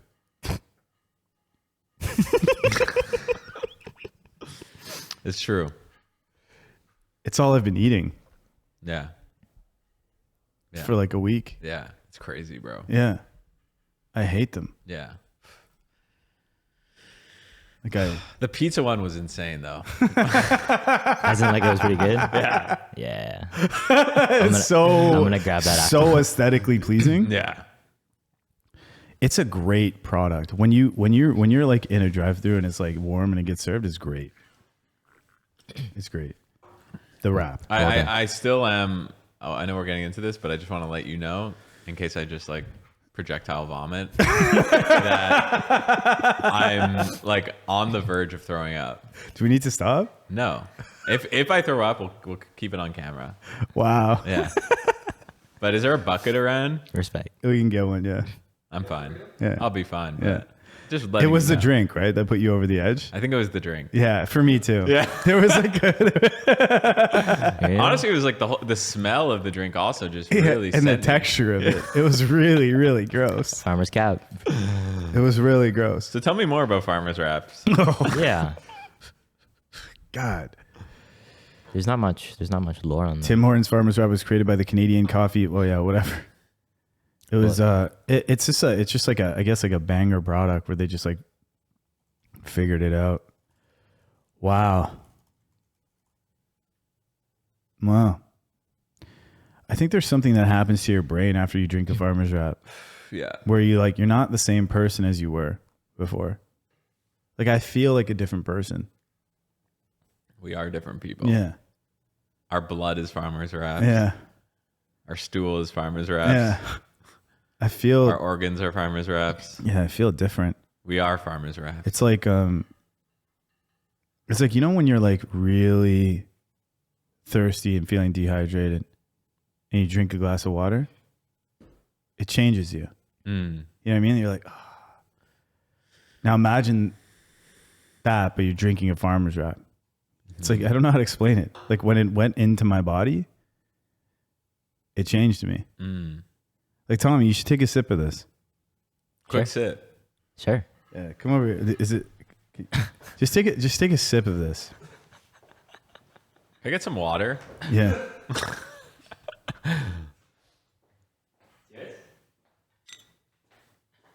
Thank you. No, you gotta do it. Like, come over here and do it. No, I just think it's like only fair, right? It's only fair. You deserve it. Oh. Thank you. I'm gonna have to drink from your ice cup.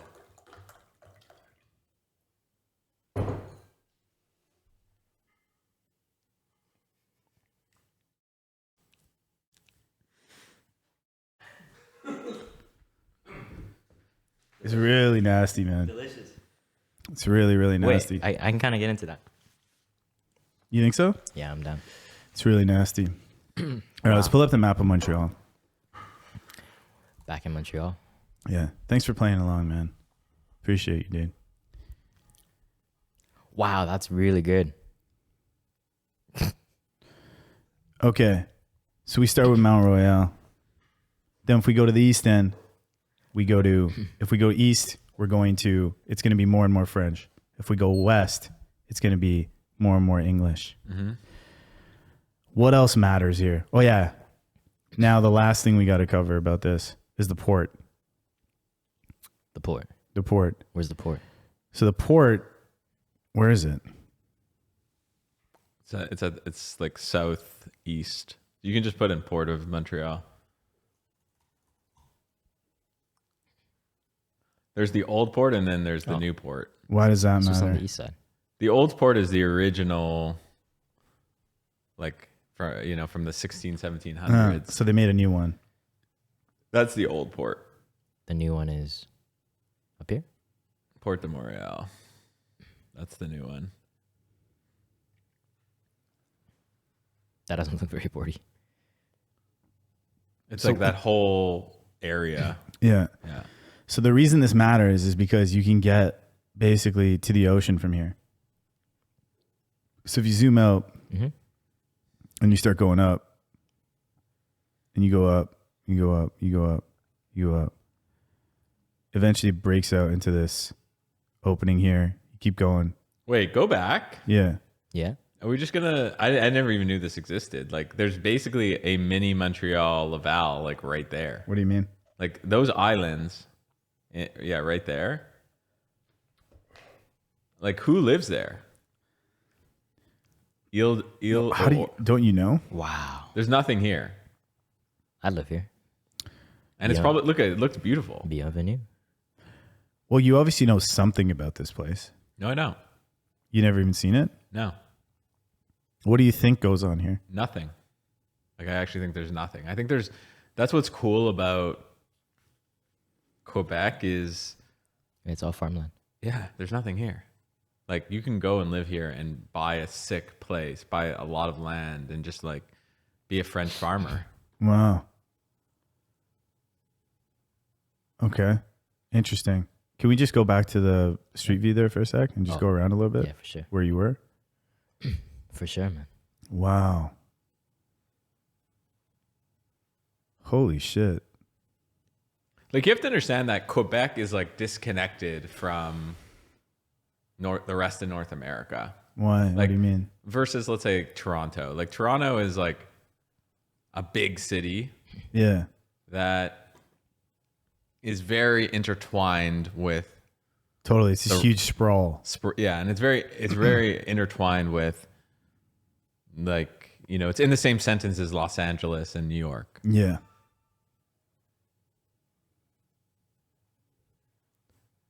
Because of the French thing, Montreal and Quebec is kind of like its own, there obviously are Americans and Canadians who go visit there, but it does feel like it just feels, when you're there, it feels like a vortex, like you're disconnected. Like, these people here, they don't speak one word of English. Yeah, for sure. Not one word of English. For sure. They stopped tracking from here. I can't go further. Wow. It's like, such think about weird, that. It's a very weird place. Like not in that. a negative way. It's just, yeah, I'm thinking for sure. Like, why is there 8 million people who speak French, most of who barely speak English? Yeah. Exist. Like, it's actually remarkable that this group of people exist in a land surrounded by, 450 million English speakers. Yeah, it's weird. It's weird. It is. It's very weird. And in a way, like a pretty interesting achievement too. That's what I'm saying. I think it's interesting.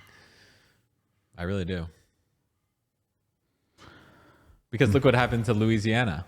What happened to Louisiana? I mean, they were French. Were they? Yeah. I didn't know that. Yeah. Louisiana.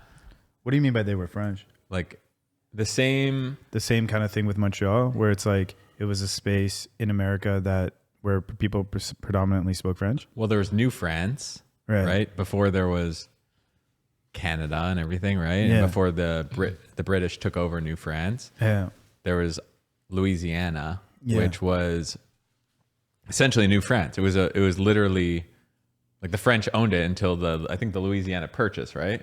Yeah. Louisiana Purchase. I don't know what any of that is. French history in Louisiana began in 1682 when explorer René Robert Cavelier, Sieur de la Salle, claimed the territory for France and named it in honor of King Louis. The French established a vast colonial territory that changed hands between France and Spain before being sold to the United States in 1803. You have no ties to like France, right? It might be a dumb question, but No ties. so I find that very interesting too, because you like learned how to like speak French from living in this place, and you're like, yo, this is important. Yeah, absolutely. So why is it important?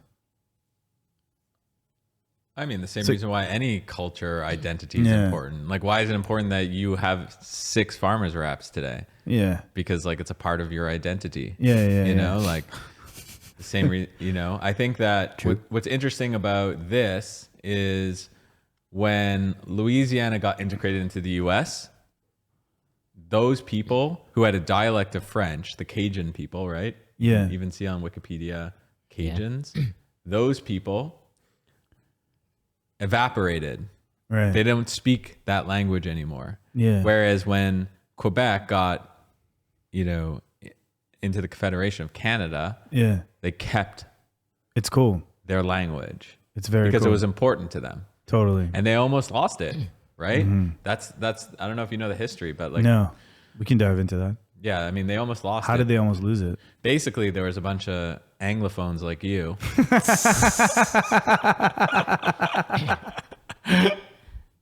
This is why they hate us. Yeah. I didn't do shit, man. Yeah. There were a bunch of Anglophones that basically controlled the economy. Really? And they made and they tried to, you know, they wanted Quebec to be English, right? So there was a lot of English spoken and it was English and they limited opportunities to French people. Yeah. Until there was something called the Quiet Revolution in Quebec that happened. By the way, did you know that, and we'll get to this, there was terrorism in Quebec. You know about this? Mean? No. We'll get to that. It's related to this. Here, do you want to quickly read this? Yeah. The Quiet Revolution was a period of socio-political and socio-cultural transformation in French Canada, particularly in Quebec, following the 1960 Quebec general election. Interesting. The period was marked by the secularization of the government, the establishment of a state-administered welfare state known as État-providence, a shift in the political alignment towards federalist or separatist factions, and the eventual election of a pro-sovereignty provincial government in the 1976 election. Shit's recent. While the Quiet Revolution is often associated with the efforts of the Liberal Party of Quebec's government led by Jean Lesage, say that right? Mm-hmm. And to some extent, Robert Bourassa,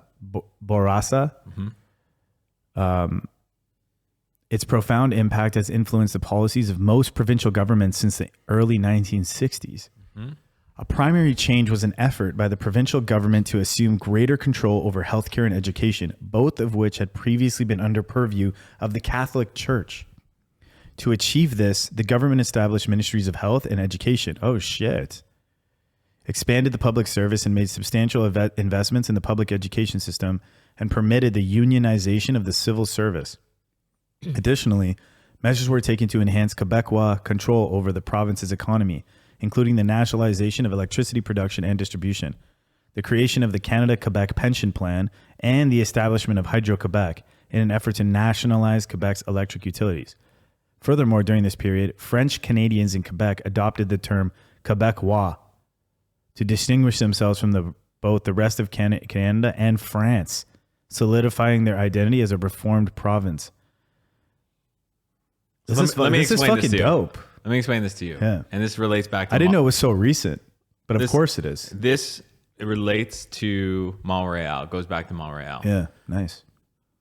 When you look at Montreal, from anywhere in the city, you see two things. You see a giant cross. You can go and Google cross Montreal. Yeah. This guy? Yeah. There's a giant cross. And there's something else called St. Joseph's Oratory.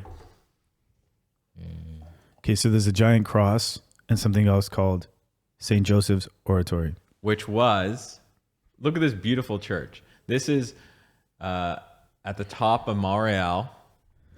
It looks like... Wow, this is really nice. It was designed like Notre Dame in France. Go to the image right next to it. And the reason... Is this it? This is it. That's beautiful. Yeah. And I grew up just down the street from this. Beautiful. So it's to remind people that the Catholic Church reigned. When you looked up, you saw the cross and you saw the church. Yeah. Everywhere, the church controlled life in Quebec up until the 1960s. Wow. And then people had enough of the Catholic Church, sort of dominating. And through that process, they realized we're Quebecois people. We speak French. This is our identity. And who are these Anglos? Yeah.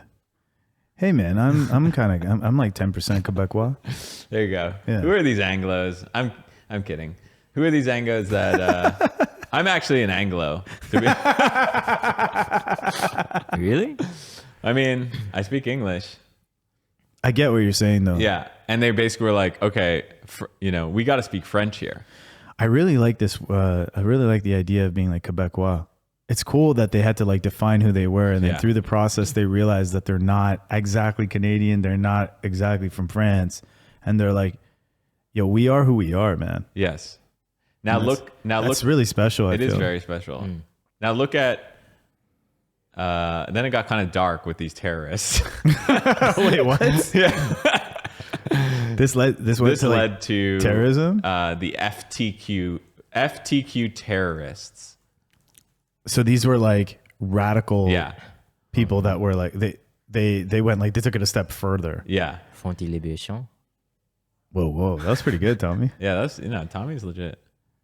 Front de Libération. 160 violent incidents. All right, so the Front de Libération de Quebec was a Quebec separatist militant group which aimed to establish an independent socialist Quebec, founded sometime in the early 1960s. The FLQ conducted a number of attacks between 1963 and 1970, which totaled over 160 violent incidents and killed 8 people. Oh my God. And injured many more. These attacks culminated with the Montreal Stock Exchange bombing in 1969 and the October crisis in 1970, the latter beginning with the kidnapping of the British Trade Commissioner James Cross. He's like the most Anglo, like economic, like this is, damn. In the subsequent negotiations, Quebec Labor Minister Pierre Laporte was kidnapped and murdered, oh my God, by a cell of the FLQ. Public outcry and federal crackdown subsequently ended the crisis and resulted in a drastic loss of support for the FLQ, with a small number of FLQ members being granted refuge in Cuba. Okay, this makes a lot of sense. So they started making these changes. Yeah. We got to figure out who we are. Mm-hmm.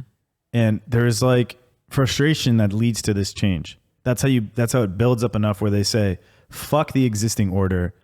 That there's like frustration that needs to build up to do that. And frustration is like not distributed equally among like everyone who's frustrated. So some interesting things that happen. They say like, we're Quebecois. Yeah. Then there's like this shit. And so I guess if you're on the outside of this and you're seeing like, hey man, Quebec wants to do its own thing. And then you start seeing this shit. You're like, what the fuck is going on in Quebec? Mm-hmm.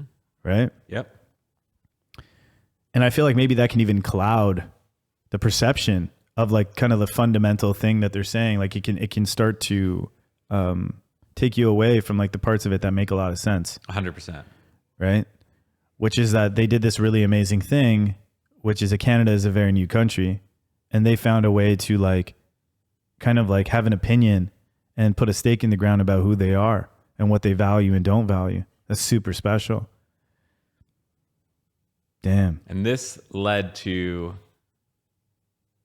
the referendum in 1976. Let's do that. There were two referendums. One was 1976. So why did you say that this led to it? You mean this is the climax of the frustration, right? I mean, it's a story, right? Yeah. It started, they called it the Quiet Revolution because it was bubbling. Yeah. And then it became more and more popular. Yeah. And then they started taking healthcare and education and the Quebecois identity. And then the extremism part happened. And then I think they went back a little more moderately. And then it was like, okay, let's just separate from Canada. Canada is its own thing. We need to be our own country. Yeah. This isn't working. And, what most people don't talk about here is how close Quebec was from actually separating. Let's see. The 1976 Quebec general election was held on November 15th, 1976 to elect members to National Assembly of the Province of Quebec, Canada. It was one of the most significant elections in Quebec history, rivaled only by the 1960 general election, and caused major repercussions in the rest of Canada.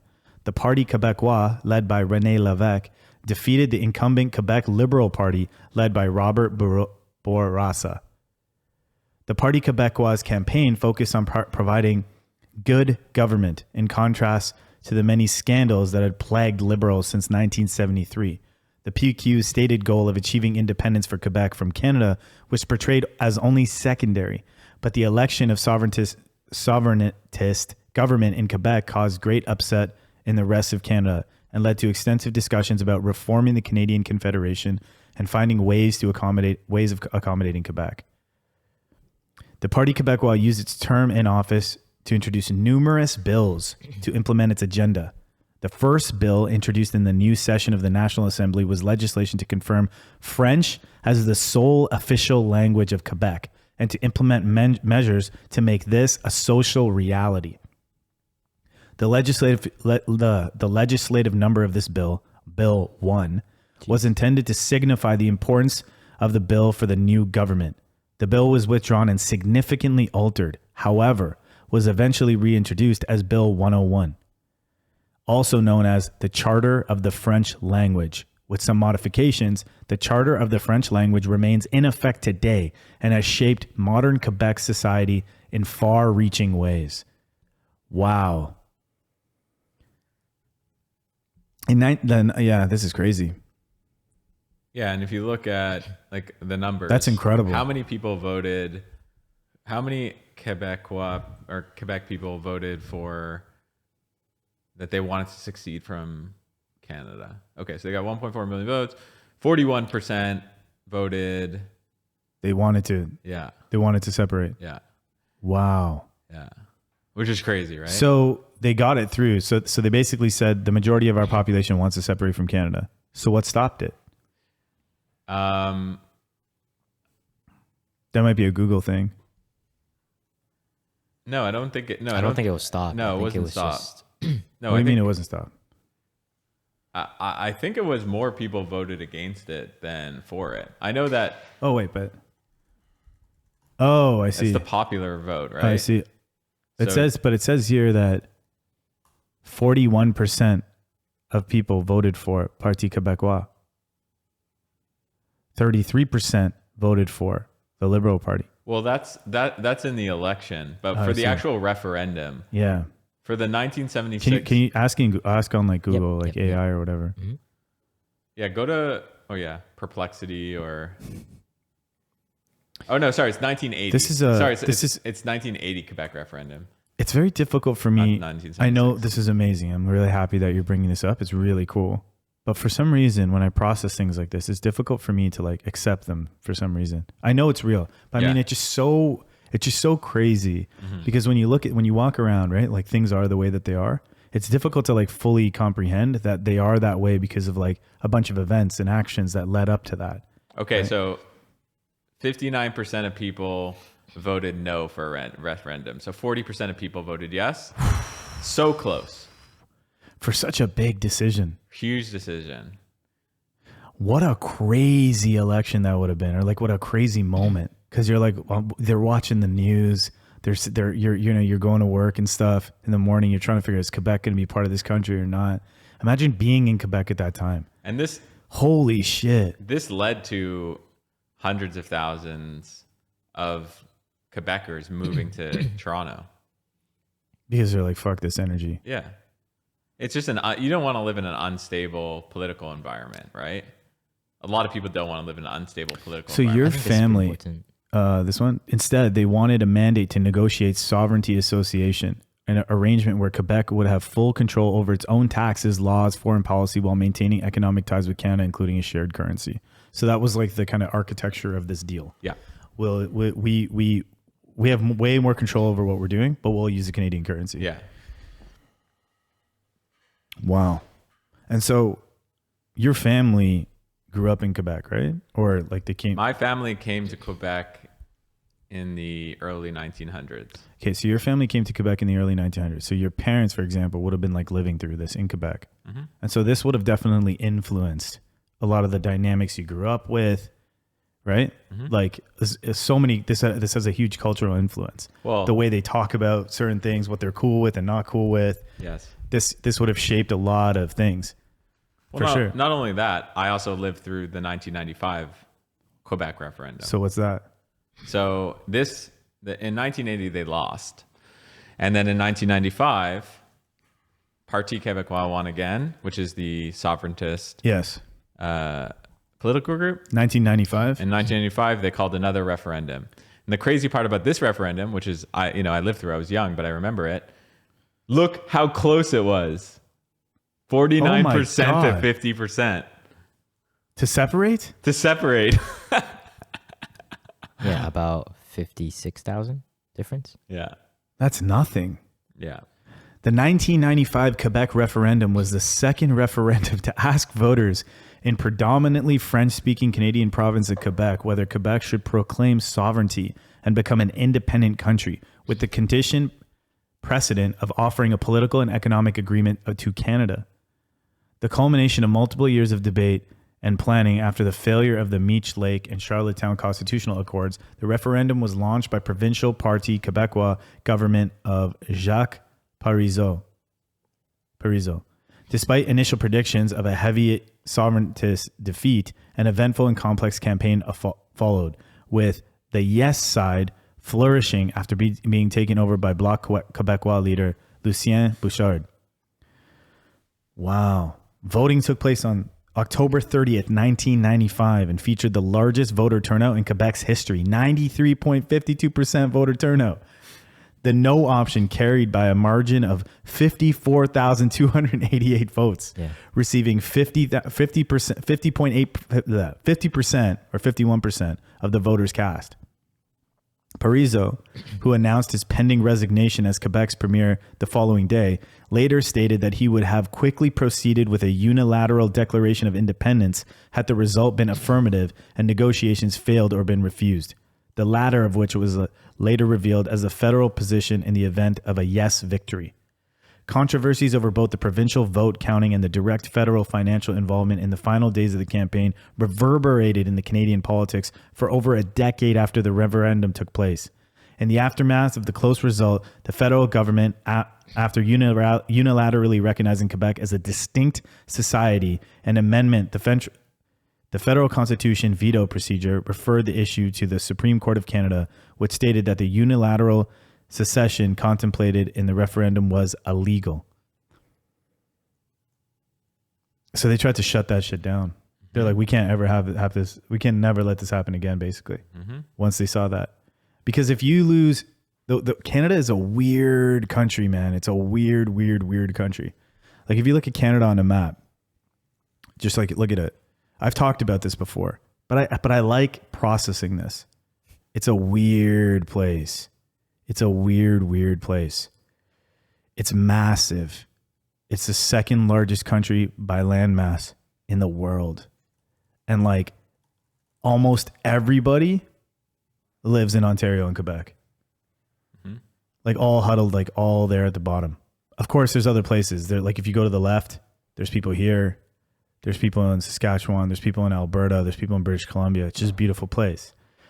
But like something like 70% or something like that of the population of Canada is here. So when you have like Quebec being like, we're our own thing, it's not even just a Quebec thing. It's poking at like the fundamental relevance of Canada. Yeah. Like the country doesn't even make sense kind of anymore. What a weird country.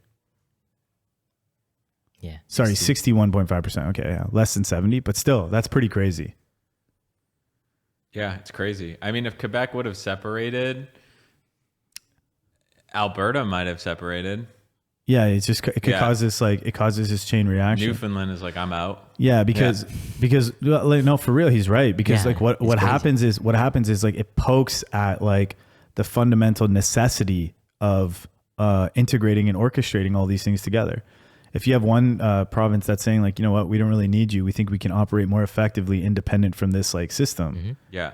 You're kind of just like holding us back from like pushing the way that we want to, building our culture the way that we want to. I mean, that's like literally poking at the relevance of like orchestrating this under one entity. Also, Quebec has some of the most hydroelectricity on the planet. So it's a huge source of Quebec. Yeah. Huge source of renewable energy that they sell to the United States, tri-state area. So like losing like the energy source, like strategically Canada is like not, it would be bad. Totally. Just like economically. Very, very weird country. And then 95% of the country is uninhabitable. Yeah. And then none of it is twice the size of Ontario. It's crazy. Can you drop like a little guy in none of it? And then, yeah, drop a guy in Nunavut. Drop a little guy. I don't think you even can. Oh, yeah, they haven't gone there. Yeah, they haven't gone there. That's crazy. Yeah, it's very, very, I think it's very difficult to go there. Wait. I don't think you can just drop in the middle. You got to maybe go to those red dotted lines. Or the green areas. Well, the dotted lines are. What is that? I think it's like drawing out. Look at that. Look at that. Yeah, look at that. Just look at go zoom in on that. Mm-hmm. Just look at this. Just look at that. That's beautiful. Satellite. Look at that. This is absurd. And so Nunavut, it's the Inuit, right? I think so. So like they control it, don't they? I don't know. Because like I just saw they can have it, man.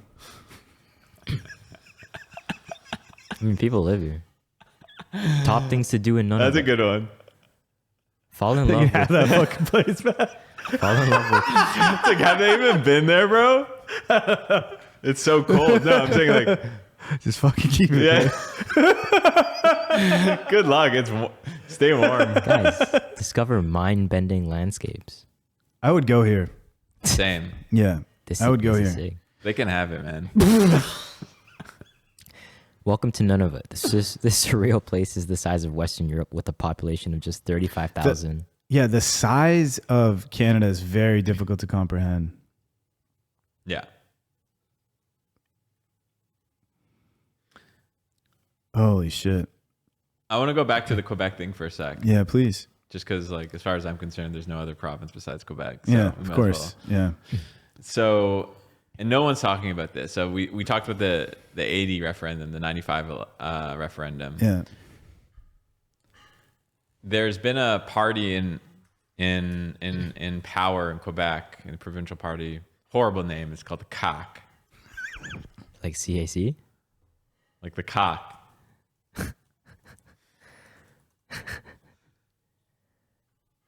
Yeah, there they are. The cock. Yeah, I heard you the first time. Yeah, the Coalition Avenir Quebec. CAC. Yeah, the cock. The cock. Yeah. The Coalition for the Future of Quebec. That's pretty hard. So it's pretty hard. It's a tough name. Tough name. Tough name, you know? They put the symbol inside the Q. Yeah. The name is hard as hell. This is sick. Yeah. Imagine winning with this name. Vive la gag. For like so long, too. Wait, how long have they won for? Oh, 2011? It's not that long. 13? I mean, they've been in power for 10 years, I think. Yeah, 20, no more, 13 years maybe? Or 10 years. I don't know, long time. Oh, man. So these guys are in power. Yeah. And if you look at the polls, go check out the like polls of like a specific year. Like right now, like the polls for these guys are not sovereigntists, so they don't want to separate. So what do they want? PQ. So the PQ is now in the lead. I'm in a Substack. Look at that. 33% now. This is cock? No, cock is 13%. Cock is like people hate cock right now. Who's PQ? This is PQ? PQ, which is the sovereigntist. Oh. The sovereigntist party. The one that we were discussing. The one that we were discussing that had won. Those are the people that did the 1980 referendum and the 1995 referendum. Your top one. The top one. Oh, the Parti Québécois. And now they're predicted to win. They're making a comeback. Like now? Now, no one's talking about it. Oh, really? Yeah. Really? Oh, here we go again. So here we go again. Yeah, for sure. Yeah. I mean, I don't blame them. I don't blame them. A lot either. of people are frustrated with Canada right now. Yeah, a lot of people are frustrated with Canada. Yeah. And I don't think they're going to win. You don't think so? But I think maybe the landscape in Montreal has changed quite a bit. I don't think they're going to win, but it's certainly not a... there's maybe a 30% chance they win, a 40% chance they win. But it's not 90. Or it's like not a 50. No, I mean, the PQ are probably going to win. But I'm saying, like, when they do the next referendum, what is it going to be, right? We saw that in 1980, it was like 40% of people. Then it went up to 50%, 49%. You know, it's certainly not impossible that Quebecers vote to succeed from Canada. But I don't know. Maybe my gut says it probably doesn't happen, but you never know. Yeah. What do you think it is about this party that really resonates with people in Quebec? Well, it's the party of Quebec is a distinct identity. Yeah. And who wouldn't want that? The people that don't want that, if you look at who votes PQ, is Montrealers. Oh, really? Yeah. Montrealers, like if you go and look at polls, Quebec, provincial election 2025 on a map, you see like where people vote. It's Montreal who doesn't vote. Look, it's most of Quebec wants to succeed from Canada, right? It's just Montreal doesn't really want to. Oh. Yeah. In fact, Montreal wants. There's actually a growing movement of Montreal wants to be like a city state. Oh my gosh. Like Hong Kong. Really? Yeah. Because Montreal feels that it's different than Quebec. And it's different than Canada. Yeah. But you know what the thing is? The funny reality of this is I think the distinction makes sense. Like in the sense, like if you say like we are Quebecois, therefore this is how we do things, and so this is how we want to run our province. This is how we want to run our cities. This is what we think is the Quebecois way to do it. We want the space to understand who we are and to do things our way. But what I find really funny is when if they say like we are not Canadian. I find that very funny because I don't think anyone knows what the fuck Canadian is. Like when you look at Canada on a map, so what are you really talking about? What are you really, when you say like we are not, what are you really saying? Yeah. Like what are you saying? Because like what is this place? You're talking about this huge thing that like what are you saying? Are you just saying like we're not Ontario in or whatever? Yeah. We're not from Ontario, right? Because when you say like we are not from Canada, it's like, what are you even saying? Well, I don't know. I think with Quebec, it's pretty obvious. It does feel like it's a distinct. It's definitely distinct. Yeah. And I think like the leaning into that distinct thing and to say that they want to run it their own way, I think that makes a lot of sense. And not only that, I think it's really cool. But I think the part that I just find in a lot of like conversations, I think this idea of like what is Canada, I think it's like very hard to define what it is, because when you actually like look at what it is, it's weird, man. It's just a weird place, you know? Like it's weird. It's like, what are you talking about? Yeah. You're talking about this huge thing where like most people haven't even explored like 1% of it. I wouldn't run for office. Yeah. But if I was prime minister, one of the like my number one priority would be getting cost of living down and stuff like that. But maybe my number 2 priority would be about what is the Canadian identity? Yeah. And leaning into that. Yeah. You have a problem if you have, you know, a huge chunk of your population, Quebec, saying, I don't want to be a part of you anymore. Mm-hmm. And I saw an article recently that said the guy from the PQ went to Alberta to meet with the premier of Alberta, and they're like sharing notes. So they're kind of like collaborating. So all of a sudden Alberta might say, you know, we're distinct in our own way, you know? So I think that Canada's issue right now is identity. Yeah. So how do you fix that? Like, you know what I mean? And that must have been a problem for a long time. You remember Molson Canadians? Yeah. I am Canadian. Yeah. Yeah. I was thinking about that. That's what they were on the same shit. Look at that. Do they have a non-alcoholic Molson Canadian? They should. They're never going to have that. No, they will. I'm sure they do have it. Philip, look at the bottle of a Molson Canadian. No, there it is. Here. Yeah. See that YouTube? I am Canadian, top right? Yeah, that. Oh, this is going to be, I remember this. Yeah. Looking back at this is going to be cringe, I think. You think so? Oh yeah, I remember this shit. I'm not a lumberjack or a fur trader. And I don't live in an igloo or eat blubber or own a dog sled. And I don't know Jimmy, Sally, or Susie from Canada, although I'm certain they're really, really nice. I have a prime minister, not a president. I speak English and French, not American, and I pronounce it about, not a boot. I can proudly sew my country's flag on my backpack. I believe in peacekeeping, not policing. Diversity, not assimilation. And that the beaver is a truly proud and noble animal. The toque is a hat. We need this. It's got to be updated to 2026. Yeah. Like this, when I watched you talk about plazas, I was like, thanks, man. That's you. That's the modern version. When you were like, I am the plaza, I was like, thanks, bro. That's I am Canadian. Yeah. This is a beer hat. Yeah, it's a beer hat. I was like, when I watch you say I am the plaza, I was like, I am thirsty right now. How did Molson Canadian? It's an interesting thing. Even if you look at their can, the bottle, second image, yeah, it's nice. It's a nice bottle. It's not bad. How did they do such a sick ad about Canadian identity? How did that come out of a beer company? This was that's my question. It's interesting, Tommy, because it's interesting for you to process this, but like the tagline of this beer was I am Canadian. Oh, okay, so that's how they always sold it.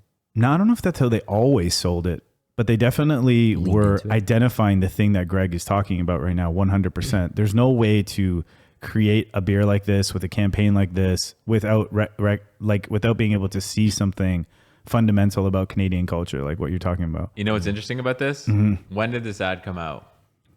Oh, good question. You know where I'm going with this? Yeah. Very good. 2000. Exactly. Yeah, right after the 1995 referendum. Yeah. And you know where the Molson headquarters were? No way. Where? No way. Chicago, Illinois.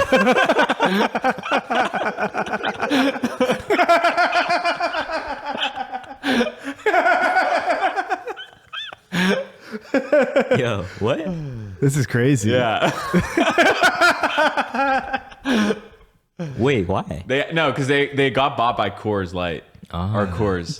Yeah, but oh no, this That's one's funny as fuck, man. they have an office in. Actually, I don't know. The original headquarters was in Montreal. It showed on a map. Go to like, because this all ties together. I'm sure it does. Molson Brewery in St. Laurent. It's literally right next to the port of Montreal. Yeah, that's why. Let's read this. No, yeah, go up. Yeah, it's on. It's on. Molson Brewery is a Canadian-based brewery based in Montreal and was established in 1786 by the Molson family. Molson merged with Adolphe Coors Company to become Molson Coors. Molson, like, okay, so... By the way, can we just stop there for a second? So they do this... So, incredible ad. Yes. And I think that came out of the heartache of the 1995 referendum, a large part of it. They do this whole... They bring the entire country together. Yeah. We are Canadian. We are Canadian. Yeah. And then they sell the company to... Chicago. Adolphe Coors Company. United States. Based in Golden, Colorado. Fuck. And move the headquarters to Chicago, Illinois. I am Canadian. Yeah. That's fucking lame. How lame is that? Yeah, that's as lame as it gets. Yeah. Can I show you the inverse of this? Yeah, but I gotta pee, dude. You should pee. Can I pee and then come back? Yeah. All right. Yeah, thanks, man. I need a break too. Can you hit the screen? Yeah. Drinking a decaf black coffee. It's rough. Yeah. Never had one of these in my life. Yeah. What? Yeah, no, I've never had a decaf black coffee. I don't know why anyone would drink that, but it's interesting. Yeah. Yeah. Okay. So so Molson Canadian, right? It like goes, it like pops off in Montreal. They create this I am Canadian ad. The beer's called Molson Canadian. Then they sell it to a Chicago company. Lame. So kind of like the inverse of this. Pull up New York Fries. This company's interesting because By the way, sorry. Go back. New York Fries, best poutine no in Canada. way. Insane. Not even close. No, but insane that's the tagline. New York Fries. They've lost their focus. They've lost their focus. I think they know what they're doing. The best thing at New York Fries is the hot dog. Yeah. Excuse me. So, New York Fries. So when I grew up, I was like, these are New York Fries. You know? And they were great. But this was founded in Brantford, Ontario. Did you know that? I've never ever heard of New York Fries Really? until you started talking about New York Fries. Wow. Yeah, I guess we didn't have it. Yeah. I mean, it's a pretty like popular spot around here. Yeah? Yeah, it's like a delicacy. Yeah. Like if you go to like a food court and they have a New York Fries. You're like, oh yeah. It's like, oh, they have a New York Fries. It's like the Fries. Shake Shack of... But look at the logo. This bothers me so much because the logo is the Yankees logo. Yes. And it's not even American. No. This is, honestly... Look at the area I'm served. going to say something that's going to be offensive to you. Oh, please. I love this. Yeah. This is my favorite part. This You New fucking York Anglo. New York Fries is what's wrong with Canada. Why would that offend me? I 100% agree with you. The fact that like it's a bootleg version of a American concept. Yeah, that's it's probably lame. not even as good as whatever that exists, the equivalent in the United States. It's lame. Be your own thing. Totally. Don't call yourself New York Fries. Yeah. Call yourself Markham Fries.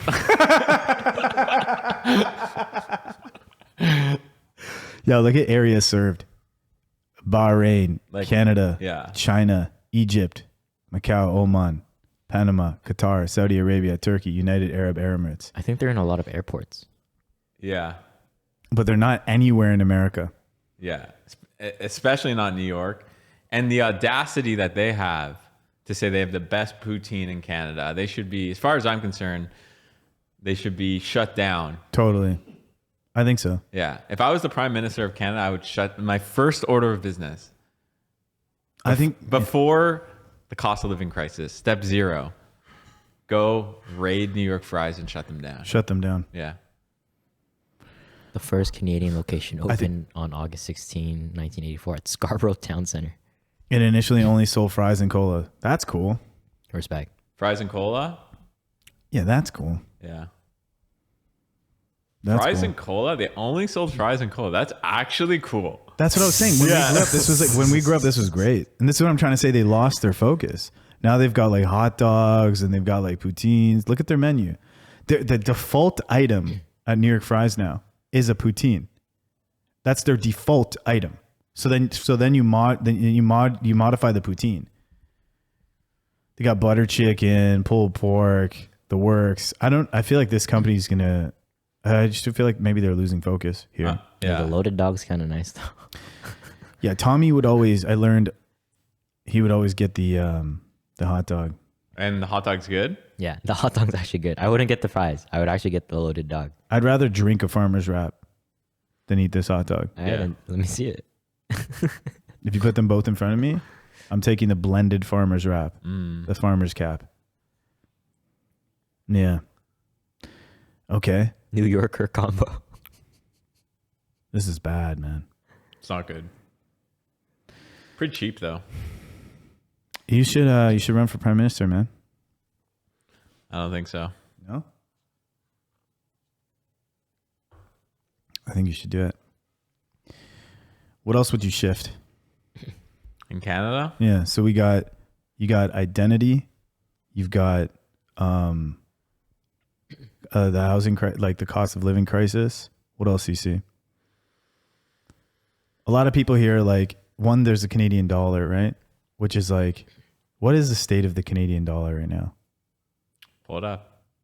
I think $1 US is 140 Canadian. And this is the worst it's ever been in history, right? It's like among the worst, yeah.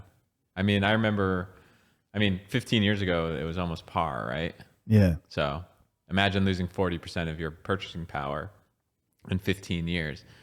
Yet there's no one on the streets, protesting that. Right. They should be. They should be. Imagine you work your whole life. You work 50 years. Yeah. And then your dream is to retire in Florida or something. Yeah. And then your purchasing power has gone down 40% in 15 years. Yeah, that's nuts. It's nuts. And you're like working so hard for the country and stuff like that. By the way, your purchasing power just on a Canadian dollar basis. Then you have inflation in general. You know how much inflation has, the last six years. Like that's another erosion. Plus the cost of living. Plus the cost of living. Plus. What about the GDP of Canada? What's the state of the GDP of Canada? It's whack, dude. Yeah, I know, I'm curious. The Canada's 2025 nominal GDP is projected to be around 2.2 to 2.4 trillion. Can we see like this on a graph or something where it's like we can see how it's trending or something? Oh yeah, there was that famous graph, right? Where like you have the US dips. Yeah, show that. Yeah, I think it's the nominal GDP of Canada versus the US. Yeah, this is a very infamous graph. You see, right there. This is the most famous one. Second Go one? to second last in the first column. Sorry, second last in the first row, yeah. Open this up. Actually, go back. Go back again. Is there one without Trudeau's face there? It's probably. No. I think it's this. No. Go back to the Trudeau one. I just want to, can you, while we're doing this, looking at this and talking about it, Tommy, can you just like find like, make sure this is like real shit and not just some random thing? Fact check, do you mean? Yeah. But we'll use this as just a reference point for now. I bet if you Googled real GDP per capita, Canada, US, something else would come up. Yeah, let's look at something else that has like some more like a source of some, I mean, this image is like pretty infamous at this point, but like when you look at an image like this, it's become something else. Yeah. It's become like oh, Trudeau's ineffective. Yeah. I don't really give a fuck about talking about that. Yeah, totally. You know what I mean? That's I'm actually trying to figure out what is going on. Like, what is going on, right? Like, how do you actually, like, what is the current state of the country? And what is realistic in terms of glitching it into something compelling? I mean, if I'm being honest, there is obviously there's a correlation between the Liberal government and this, right? Yeah. Like, if you believe that governments, like if you go back to first principles and you're like, okay, I believe that governments have an impact on real GDP per capita, then... Yeah, pull this up. Thank you, Tommy. Do you? Yeah. Yeah. I mean, they're in charge of printing money and policy and stuff like that, so of course. Can you zoom in here? I don't think so, actually. Okay. But I can do That's this. good. Yeah, that's good. So you've got... I wonder if this is legit, but like, look at that huge incline here. I wonder what that was. 2009 to 2002. 2002 to 2009. Look at that sharp incline. 2002? Yeah. To 2009. You know what I think it is? Or 2008, yeah. I would need to be fact checked, but I think it is when they discovered oil sands in Alberta. Like, you think so? How to extract. Because in the early 2000s, they found out that you were able to, in the tar sands, they figured out technology to extract oil. Really? Yeah. Can you investigate why was there a sharp incline in GDP from 2002 to 2008 or 2009? Yep. Interesting. That's a huge, huge increase. And then you've got a kind of little dip there, then another increase. Greg was right. Yeah. Canada's GDP increased sharply from 2001 to 2008 due to a natural resource boom that drove up commodity prices and strengthened the Canadian dollar. This is so funny because you could just fix the problem by just literally looking at the country and finding more natural resources. If the problem was increasing like the value of the Canadian dollar and like how valuable like our country is seen, because like I'm sure so much of this is like not, maybe I'm wrong about that, but I feel like a lot of the land is probably not explored in that sense from a resource perspective. I don't know. Maybe I'm wrong about that. Maybe they forgot about, like, if you go to, I don't want to be super political, but whatever. Yeah. You know what I'm saying? Yeah, let's do it. Let's go. You know what I'm saying? Yeah. For sure, man. If you go on Mark Carney's X account, for example, and you scroll and see his tweets, I haven't really, I don't know what's exactly. I've looked at his tweets every now and then. Okay, actually, he quote retweeted Harley Finkelstein, so that's cool. But, wait, what? I just saw that he quote retweeted on your home feed. I saw. Wait, really? Yeah. Oh, wait. Oh no, Harley quote retweeted. Oh, okay. Never mind. Go to yeah. But Canada's biggest natural resource is its people, right? Not its tar sands. If we can figure out, like, the market cap of Nvidia is greater than Canada. Yeah, I'm pretty sure. That's nuts. No, it's greater than all the companies in Canada put together. Yeah, pretty sure. No, it's greater than Canada. Is it? I think so. 4.32 trillion USD. I think Canada's 2 trillion. What's the market cap of? Oh, 4.91. So all of Canadian public equities is 4.9, right? Canada's total stock market, 4.9 Canadian. So so it's higher. The market cap of one company is greater than all of Canadian companies put together. Can we just define like market cap? What is a simple definition? What is market cap? What is the company worth? Yeah, what is the company worth of? I know that's short for Mark. What is it? I'll read this. Oh wait, there's a good one here. Market capitalization is the total market value of a publicly traded company. Okay, calculated by multiplying the number of outstanding shares by the current market price per share. Okay, so it's the value of the company. Yeah, you're like ICE cap, farmers cap, yeah, market cap. Market cap. Well, that's good. Okay, so yeah, so what does that prove to me? It proves to me that if Jensen Huang, for example, who's the CEO and co-founder of NVIDIA, if you are able to attract talent like that, you know, I'm pretty sure he's from, he's not, I don't know where he grew up. I think I'm pretty sure Taiwan, but I could be wrong. Where did he grow up? Taipei, yeah, Taiwan. Taipei. Like instead of Toronto, he chose. Sorry, instead of Toronto, he chose San Francisco. I think Bay Area, right? Yeah. So, if we could have attracted him to the GTA, for example, and we created $4 trillion of market cap, which he did, what would that have done to the Canadian economy? Fundamentally shifted it on every level. Yeah. Yeah, that's just the effects of that one company and the jobs and the technology. But then there's the downstream effects. Everyone who benefited from that market cap, what they do next, the people that see that company, the people that see that company become something, gives them the courage and vision to start their own company. The kids of the families that worked at that company have like maybe better education, different viewpoints. They build on everything that their parents knew. They start companies. It creates this crazy cascading effect of like innovation as like a core part of the culture. Also, from a military perspective, defense tech perspective, from a strategic perspective, like Canada would have been so much better off, right? Like there's this AI arms race happening now between China and the United States. Yeah. And it's one of the reasons why Trump, I think, and the US government bought 10 or 15% of Intel because they want to have access to chips and stuff like that. Canada is just like not in the race as far as I'm concerned. Even though a lot of the core computational techniques that led to artificial intelligence were created here. Yeah. Yeah. I mean, some of the best entrepreneurs in Silicon Valley are Canadian. Yeah. Just because like think about what a miss that is, right?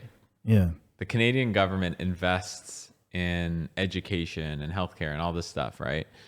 And they groom these people to become great future entrepreneurs. And then at the point of them founding incredible companies like Garrett Camp, who co-founded Uber, which is like 100+ or hundreds of billions of dollar company, he does it in San Francisco instead of Calgary, where he's from. And I don't blame him, right? Of course. I was the same way. Literally, I know I didn't create hundreds of billions of dollars value, but I mean, what I mean by that is I left, and I created some value. And instead of the government capturing that, the American government captured it. So if I'm going back to your question, if I'm the Prime Minister of Canada, and they're all kind of intertwined, all of the stuff we're talking about is intertwined, like identity, maybe I would be less likely to leave, or entrepreneurs would be less likely to leave if they had a strong identity. But another piece of it is like, how do you incentivize these people to come to Canada and stay in Canada and build in Canada? I feel like you have ideas on how to do it. I probably do. Yeah, I think so. I probably do. When I look at Mark Carney's tweets, he doesn't ever tweet about people like us. He's not like, if 1 in every 5 tweets I would do if I was Mark Carney would be around entrepreneurship and building and, visiting places like this. Mm-hmm. Come on the show. Yeah. He doesn't care about, this guy does not care about entrepreneurs. Yeah. And I don't mean it to pick on this specific guy, but I think most prime ministers, presidents, and stuff like politicians are not on, they don't really get it. Yeah. Like, you're congratulating someone on being the prime minister of Japan. That's cool. Like, I get it why you're doing that. But like, Canada is at a crossroads right now. Big time. And unless Canada does something about solidifying its identity and double downing on its natural resources, aka its people, why wouldn't Quebec separate? Why wouldn't Alberta separate? Canada's going to fall apart. It kind of is. Canada is falling apart in a lot of ways. Why do you think it's at a crossroads?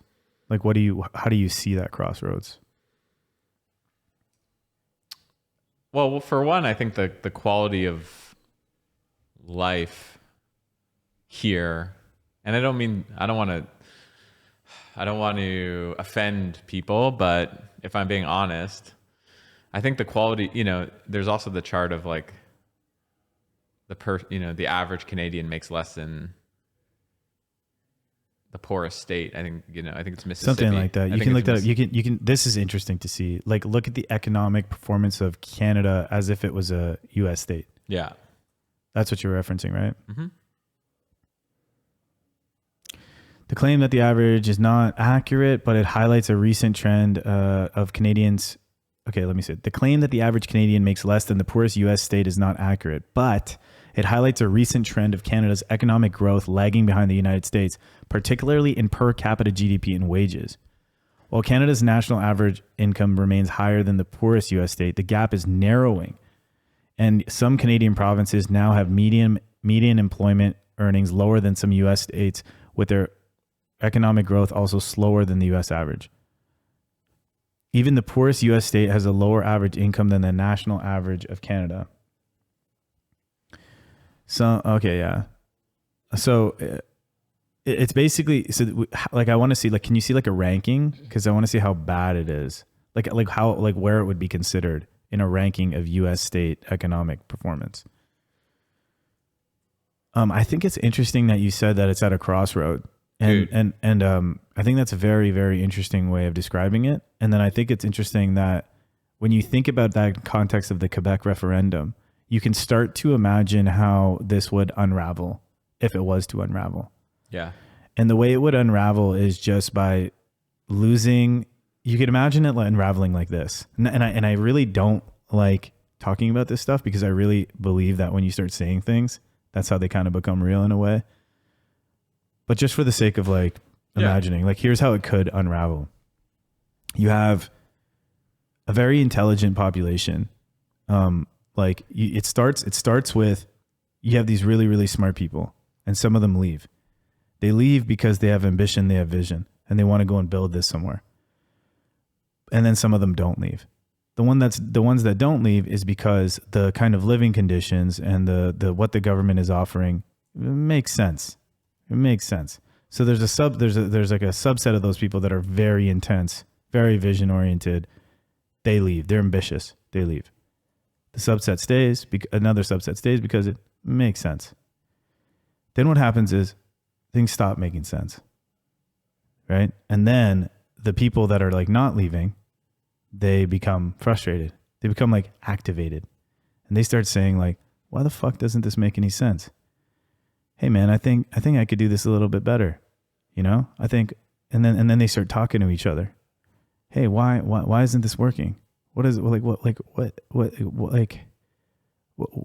the fuck is this? Then they start looking at the system more. They start paying attention to it more. Before they weren't paying attention to it. Now they're paying attention to it. They're analyzing every single decision. Then, like, when you go on a walk, you talk to people, and more of them are talking about how this shit doesn't make sense. Then you start having conversations about it every day. Then you see communities start to form, different kinds of communities.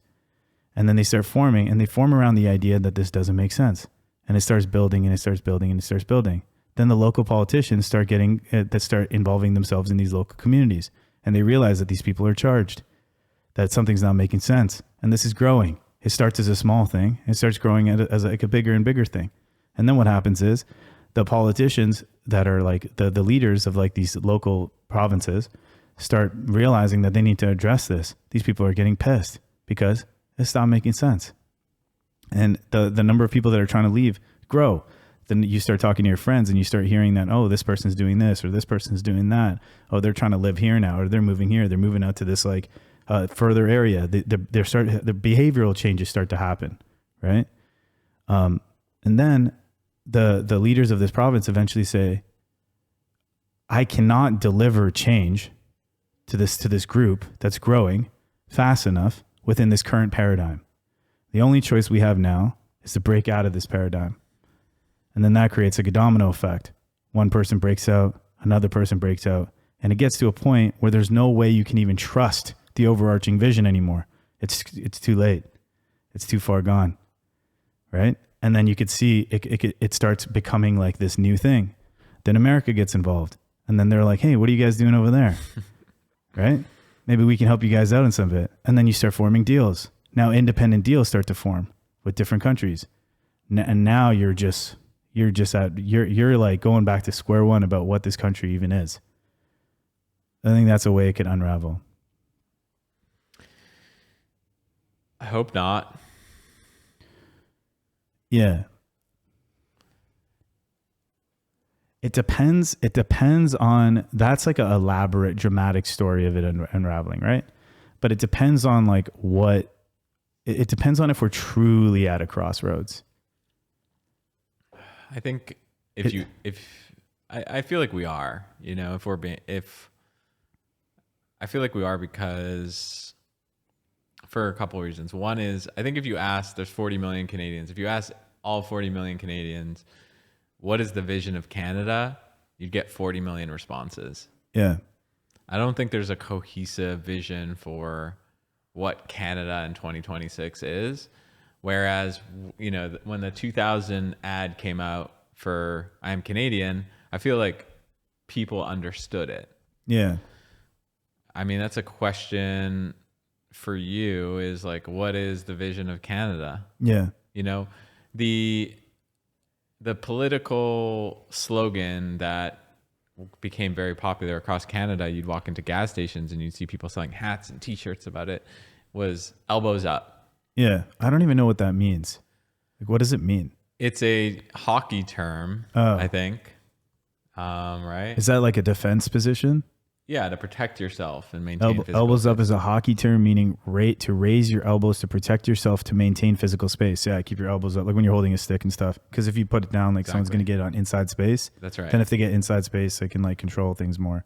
So you're keeping them out of your zone. So imagine that for a second, right?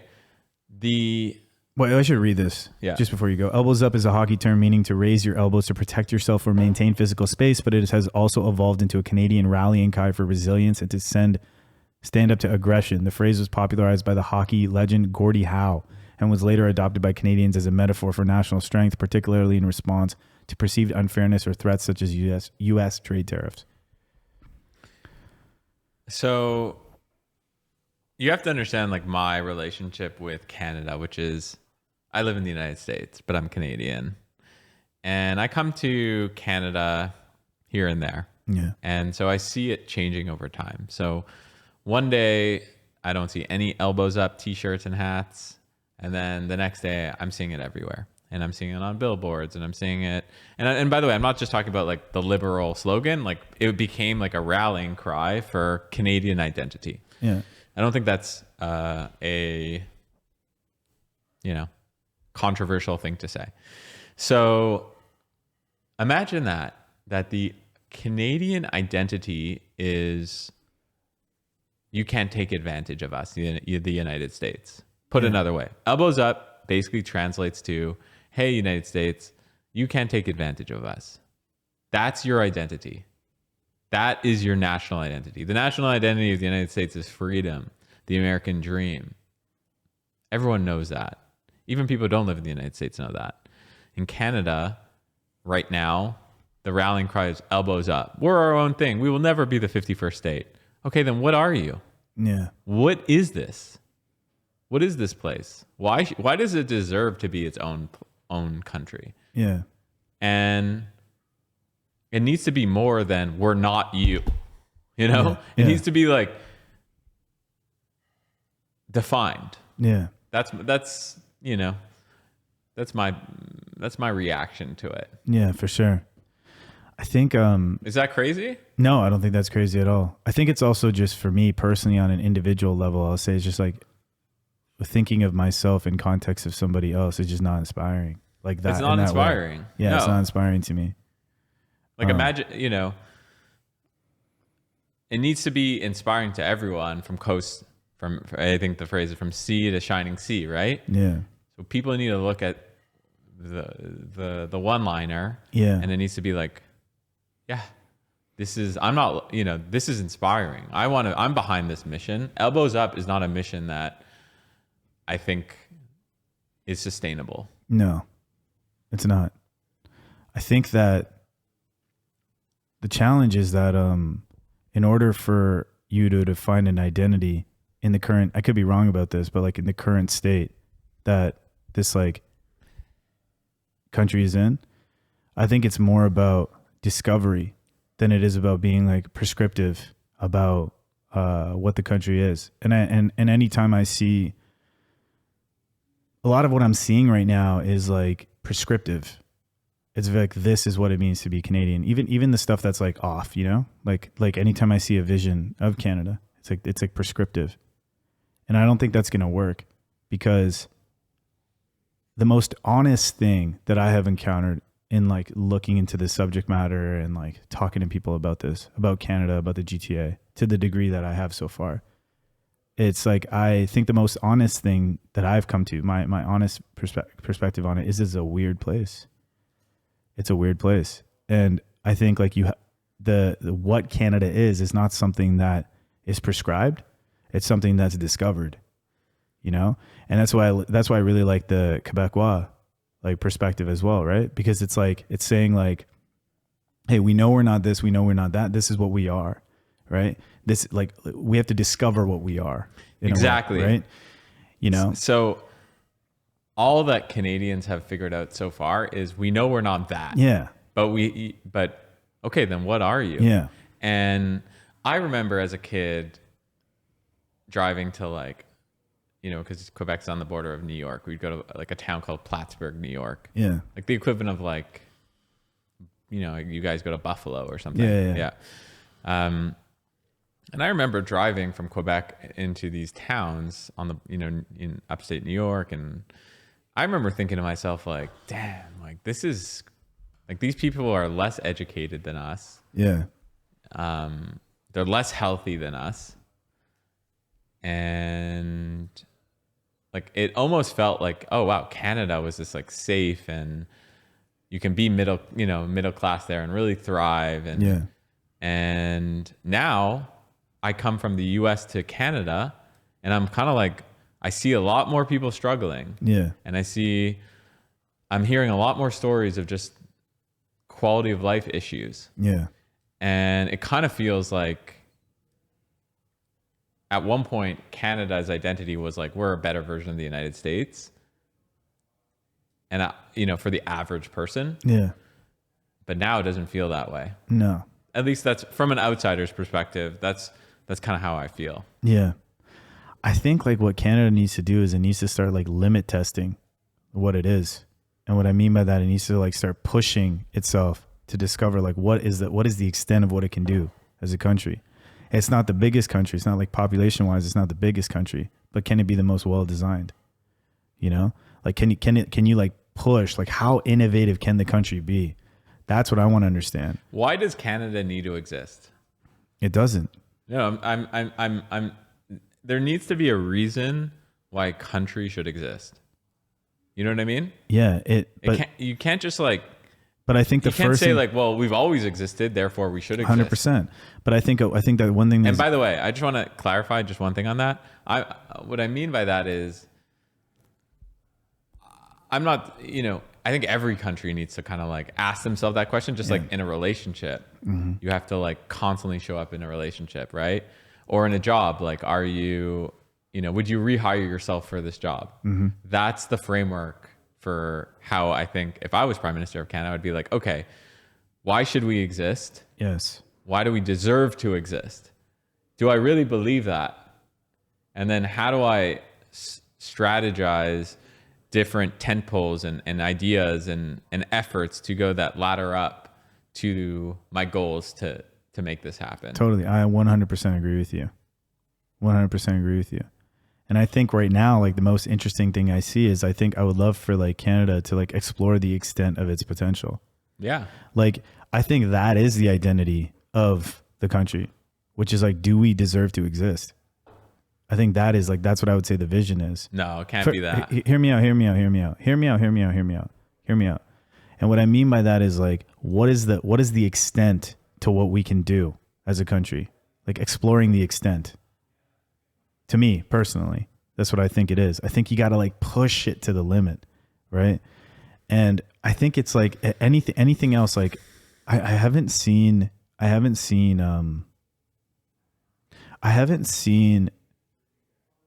energy or like a movement or a vision synthesized through a particular statement or a particular set of words in advance. I think it's pointed at retroactively, right? And what you do is you keep, when you have like a growing energy, a growing vision, and it starts off small, just a couple people, and it grows and it grows and it grows and it starts to gain traction. What happens is along the way, people retroactively or like in the moment, they point at it and they give it a label. And then that label gets more and more meaningful over time, and it gets refined over time. The label becomes infused with the energy. And so in the beginning, when you're first establishing something, it's not about labeling it in some way. As soon as you put it into words, it's so fragile. As soon as you put it into words, it's fucking gone. Right? So in the beginning, what needs to happen is it starts with an act. It starts with a couple people. And they're like, you know what? Fuck this. Fuck the way shit happens here. Let's just do our own shit. Right? Let's just do it our way, how we want to do it. We're going to talk about we'll just talk about whatever we see in front of us. Fuck all this. Fuck all these other stories. Let's just talk about the stuff that we see.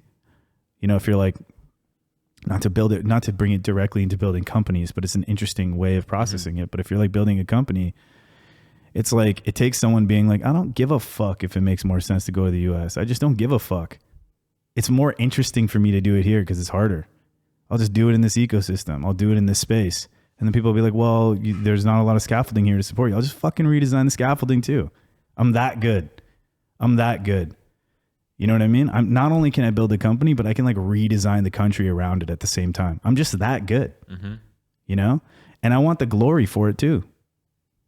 Right? Because you know, if you're in like San Francisco and stuff and you're building a company, good for you, man. You're sitting on top of like so much existing scaffolding that you didn't create. Good job. You raised $20 million.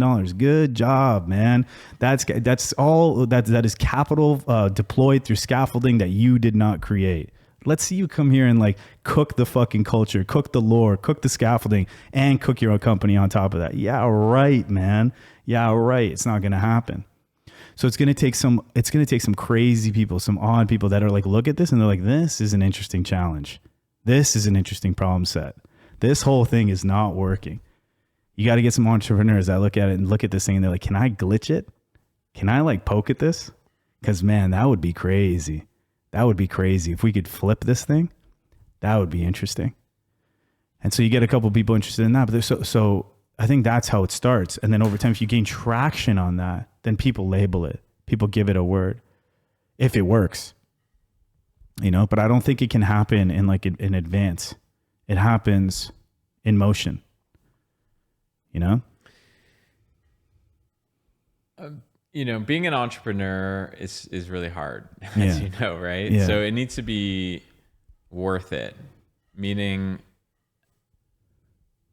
like at the end of this hard thing that you're gonna do, it needs to be worth it. And maybe that value is just in seeing like a community come out or just achieving a goal. But you know, if you're gonna go and make $5 million over 10 years in your startup and you're like, I finally made it, and then that $5 million gets taxed $2 million and then you know you can't buy a house with $2 million for your family, because crazy as that sounds, to buy a house in Toronto for $2 million, like, yeah, of course you can buy a house, but it, you know, might not be your dream house.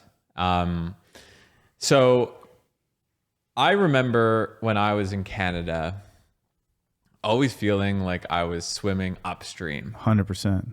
It just, and I felt tired after a certain, and I remember it clicked with me one day because I was driving and I kept hitting red lights. Red light. It was like just when, you know, you're driving and you wanted it to be green, it would hit a red light. And I was like, man, this place is just so hard. It just feels like I'm swimming upstream. And I remember going to Miami actually and driving late night one night, and I'm cruising, and it was almost like the lights were turning from red to green, like as soon as I got there. It was almost like the system was designed for me to go. Synchronized green lights. And then I was like, and then it clicked with me. I was like, what am I doing? Why do I want to be in a system that is designed to like slow me down? I have one life to live on this planet. I have one life to live. And it's a short amount of time. And especially as you get older, you really realize that. And I just said, I'm going to opt out. Like a lot of people. I'm going to opt out of the system. Totally. And I'm going to go to the place with the synchronized lights. Totally. And I did. Totally. And it felt really good. And you know what the thing about synchronized lights is? As soon as every time it's like compounding. It's just the next one, you hit the second one, you can't believe it. The third one, 100%. Fourth, 5, 6, 7, 8. And then you fly back to wherever. Montreal. And it's red light after red light and speed bumps everywhere. And you felt the speed. And I was just like, well, yeah, could I come back here and start a company? Totally. Will it be worth it? I don't know. So the way you feel about Miami is the way I feel about Mississauga. Because I feel like I'm hitting green light after green light after green light. I hit the QEW, the traffic, people just switching lanes, man. I hit that left lane, it just opens up for me, man. 20 minutes into the office. It's taking people an hour. It takes me 20 minutes. It's crazy. So I think all of the opportunity in Canada and the GTA depends. And by the way, I think what you've done is like really cool. And like, I actually can totally relate to what you're experiencing. And I think all of the opportunity is related to how malleable the environment is for an entrepreneur. Is it possible is the environment malleable enough where you can shift things and communicate with your government in a way where they can rapidly adjust around what the entrepreneurial needs are? Can it be so futuristic that it's synced with the people that need to like create value? Can it be the most futuristic dialogue between a government and then the value creators? Can it be more futuristic than China or Singapore or the best places in the world at that communication? It has to be, right? And so that's what's interesting, right? It's like, what does it mean to work on this problem set, to integrate this in a more compelling way? And I think sometimes when things are not working, sometimes they also become more malleable, right? And I think it would be really cool to work on that problem set, to not only like work on new technologies and like new companies and like meet interesting people like you and like learn from you and learn from others, but then at the same time, be like, oh, can we just start developing things and trying things? Because I think the truth is that irrelevant of how Canada is described today in the minds of people, what they think it is, I genuinely believe that the reality is that it's a blank canvas. That's the reality of the situation. And like at some point that needs to be accepted. Okay. How much do you know about Canada, Ontario? Canada, Kanata. Yeah. There's a Laziz there, I think. Canada, Ontario. Maybe I'm wrong about that. There's definitely not. Maybe. This is near Ottawa, right? Or something? Yeah. It is, right? Yes. Was supposed to be the Silicon Valley of the North. Really? Yeah. Let's see this. Canada is a satellite community in the former city within Ottawa, Ontario. It is located about 22 kilometers west of the city's downtown core. The former city of Canada had a population of 98,938. Okay. Cool. Google Canada, Ontario, Silicon Valley North. But I mean, Silicon Valley North. This is the New York Fries thing. Exactly. Yeah. Like, and I'm gonna. It's so lame. It's Silicon so lame. Valley North. And that's why it didn't work. By the way, you know what I mean? Because it's why do bootleg. they keep using that? So lame. So lame. I swear, when I hear terms like this, they go into my brain. I've been like this for like 15 years or something. That term goes into my brain, and I just don't even hear it. Yeah. Like it doesn't even register. I think it's the first time I ever said this. Like I don't give a fuck about that term. Yeah. I don't give a fuck about it. It goes into my brain, and it just makes me sad. Yeah, 100%.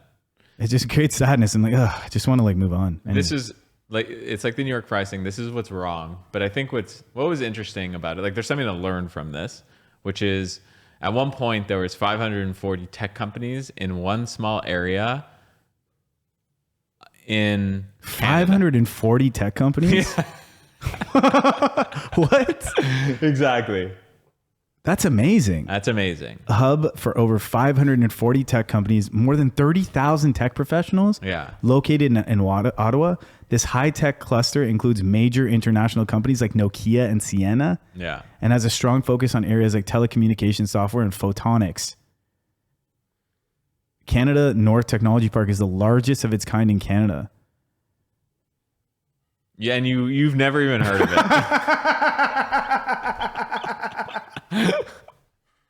540 companies is crazy. Yeah, it's crazy. Okay, so why are you bringing this up? I'm bringing this up because if I'm you, I care about Canada, and I care about the entrepreneur ecosystem, and I care about cost of living crisis, and I care about cool things. I think it's time to create a new city in Canada. Oh shit, really? Yeah. Damn. Yeah. Okay. And that sounds cool. My issue with the current Canadian cities are a lot of the time it's bogged down with bad governments, high cost of living, and frankly are in some ways uninspiring places to build companies for a lot of reasons. Yeah. If we were to build a city from scratch and we had more control, what would that look like? It wouldn't look like Canada, obviously. No. But and honestly, it wouldn't look like Waterloo either. Yeah, maybe not. It would, and it wouldn't look like Toronto either. No. And the question is, and this is something It would look like Richmond Hill. And it wouldn't look like Richmond Hill.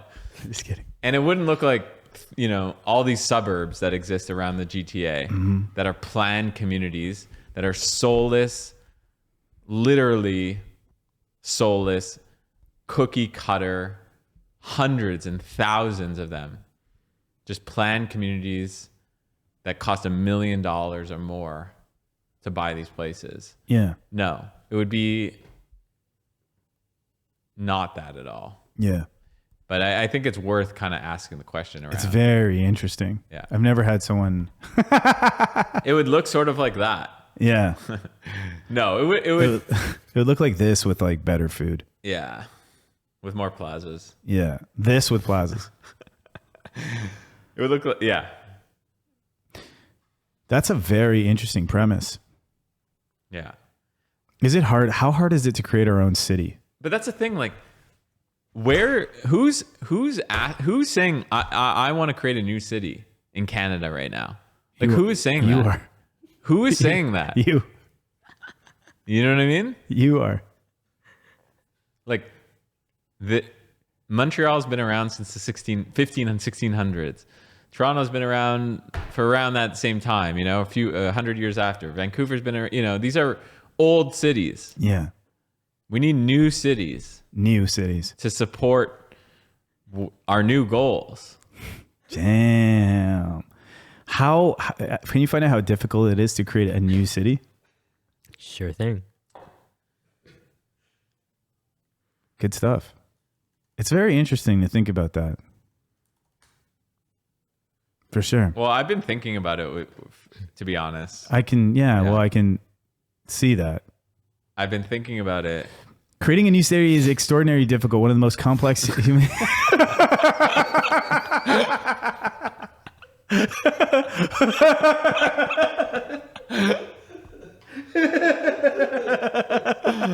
Damn. Creating a new city is extraordinarily difficult. One of the most complex undertakings humans can attempt. Let me break down why fundamentally.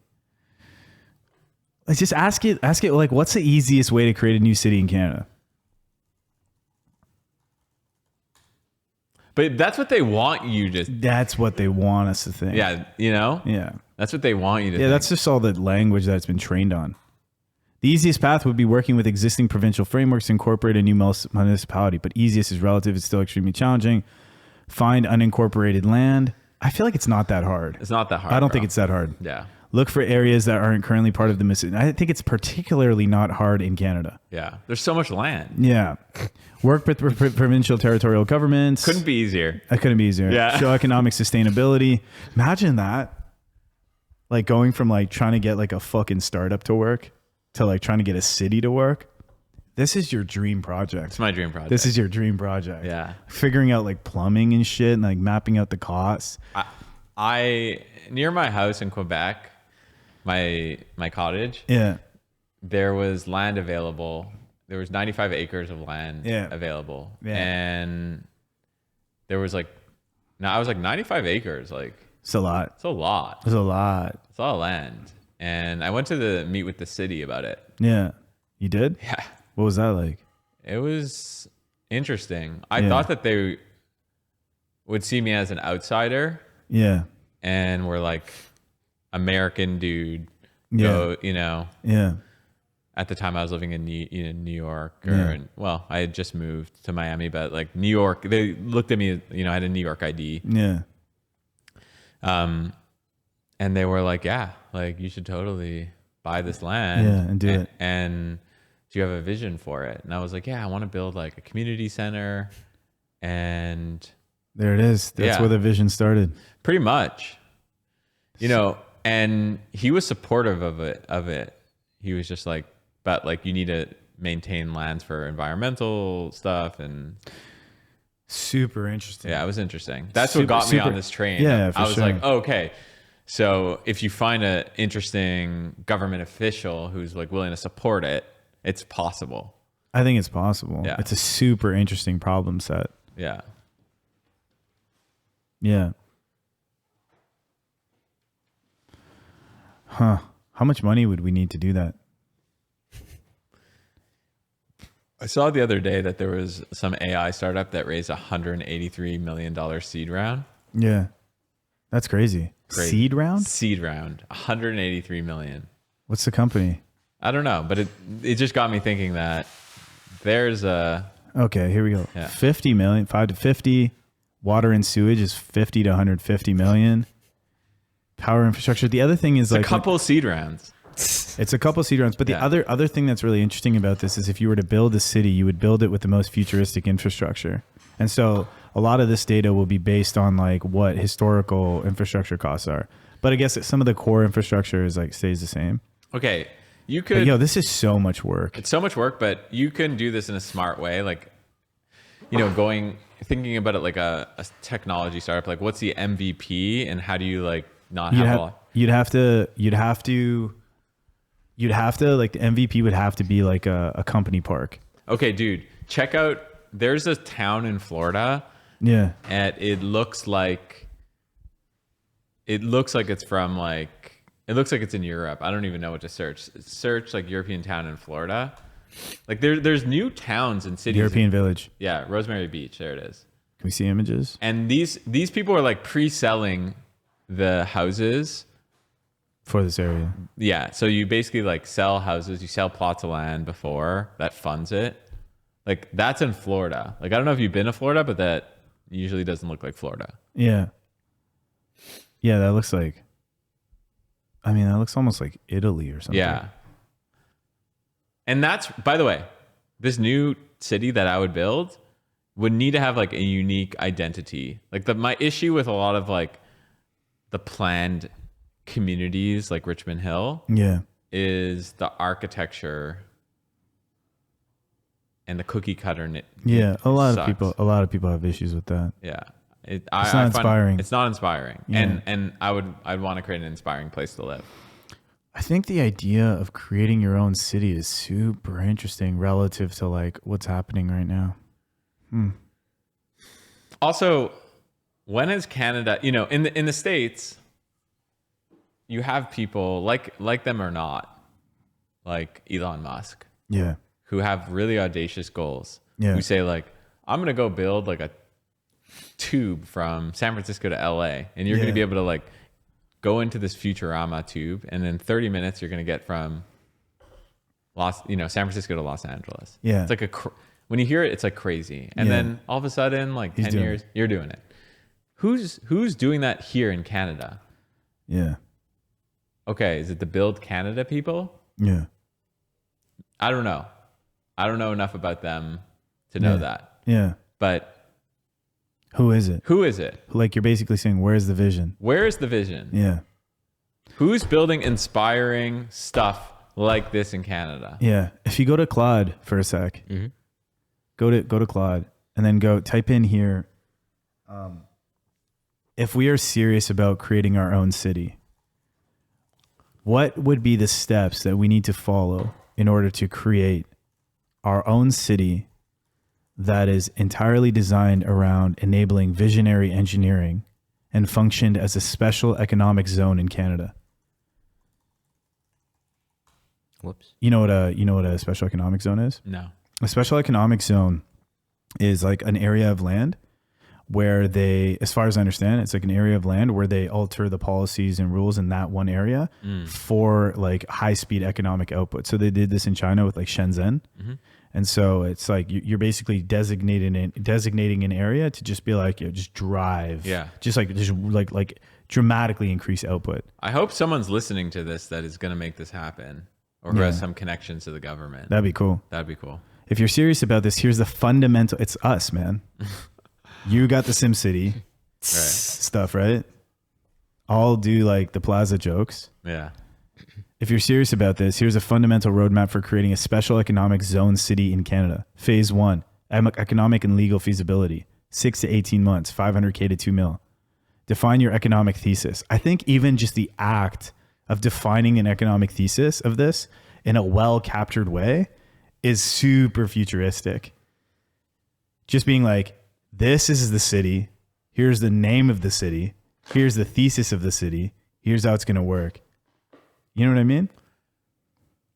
I would be like, damn. What is Mark Carney said? He had something recently, Build, his version of Build Canada, right? Like he's going to do like 5,000 homes. You remember what he said? Yeah, it's like I think it's 30,000 homes. Okay. Something like that. Built, or 60,000. If you're listening to this, Mark Carney. Yeah.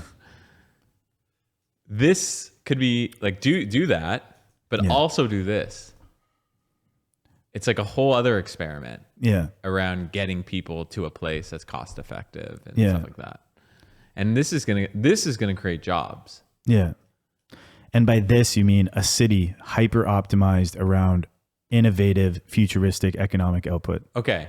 This all ties back. Yes. Why was Montreal created in the first place? Why? Well, it was created specifically because of the geography on the St. Lawrence River made it an ideal place to settle. Yeah. And it was a strategic stronghold to be there. Now, in 2026,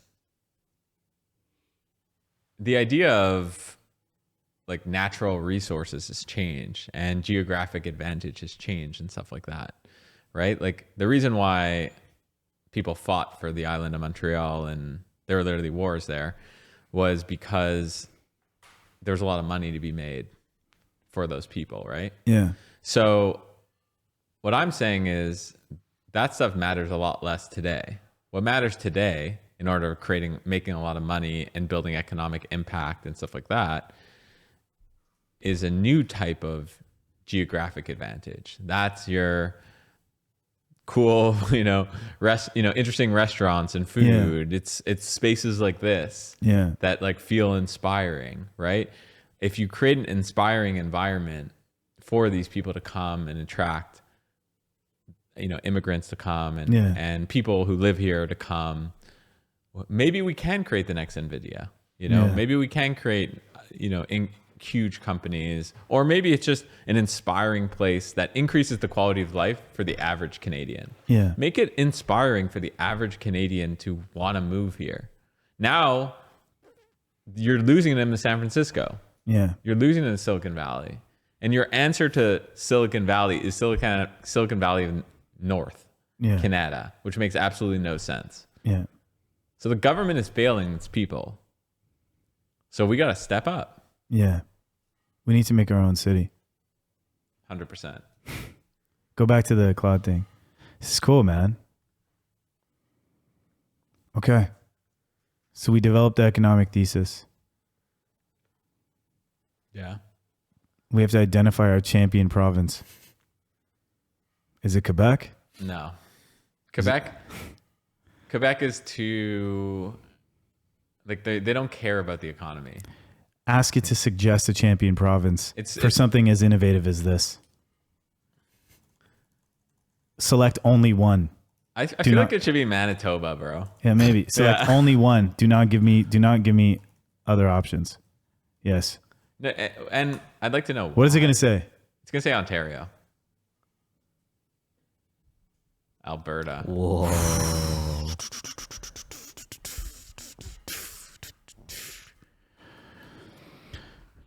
I think it's right. It's right. Damn.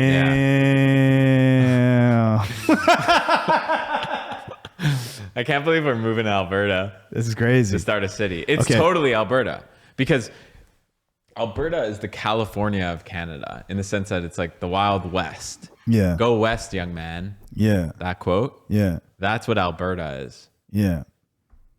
But the problem is Alberta might secede from Canada. But that doesn't matter because it's like that kind of just helps this. Yeah.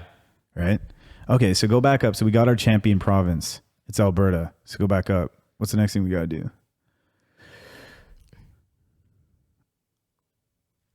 Okay, hire a specialized legal counsel. We'll do that. Conduct Indigenous consultation. Sure. Political and regulatory alignment. Develop your proposal package. Secure provincial commitment. So we would have to go and pitch this to Alberta. Yeah. Which would be easy. So easy. Federal considerations. Some aspects may need federal approval. They're going to be fine with this shit. Super chill. They're going to be like, maybe this will work, whatever. Let's just like let you have your experiment. Totally. Public consultation process. That'll just be dope because like everything will bang. Yeah. The only shitty thing about Alberta is the food, man. You like the food there fucking sucks. Compared to here? Do you think when like the Europeans came and settled Montreal, they were like, man, I'm leaving Paris, the food is so sick. Now I'm going to go and eat beaver in this place. No, I'm not going to go. Yes, I think they said. Sometimes you have to go out of your comfort zone, man. Like to make the city. Yeah. Like go make beaver baguette. Like beaver baguette. Yeah. I don't know, man. Okay, I get it. You're saying there's gonna be an inherent sacrifice here. There's an initial sacrifice, but if you have really, really good design, you have really good vision, that might not matter at all, actually. Yeah. Because you could just fly in these dope ass chefs, and you could say one of our core attributes of this city is it's gonna have good food. You can't have the city without good food, or else it just doesn't meet the MVP criteria. Yeah, exactly. So you have to put as a part of like the initial build out. Just a side note on food. When I was working at Shopify, they had like food where like lunch was covered and stuff. Mm-hmm. It was actually insane to see the effects of that. Like absurd. Yeah. Like that you would just like go from your computer, walk to this area, and then the whole company would have lunch together. Yeah. It was so good, man. Yeah, for sure. In this city, the entire city should have lunch together. Maybe not. No, that'd be cool. Yeah. It needs a Montreal. I was going to say, but I didn't want to offend you. No, I'm down. Yeah. It does. Tam Tams and all that. Christy Pitts won't do it? Nah. I know my place, man. Okay. Land and infrastructure planning. Secure land. 2,000 to 5,000 acres minimum for a small city. You think that sounds right? That seems huge. Can it be a town? Here's the thing. Here's how I would do it. Do you think it has to be a city? Can it be a town? Here's how I would do it. You're already drawing back. Like, to me, it's step one is this. Step one is, create like one day, not like 12 to 18 months. One day, create a deck around building the city and the concept and the MVP. Yeah. Then it's design what it looks like. Design the architecture, like the creative direction. Yeah. product, like spec out the products, like how many restaurants you need, how many people, all these things. Find the piece of land. Then once you have all that, figure out how much it's going to cost, and then pitch it to the governments. It's interesting. And do Facebook ads to like get like to get like show awareness, and do like videos. Yeah. That and go on podcasts. Yeah. And like, I bet you if someone's listening to this and we were selling like insane houses for $500K. Yeah. They'd buy one. You'd be interested. You know, people would be interested. Did you see what have you heard of Summit Series?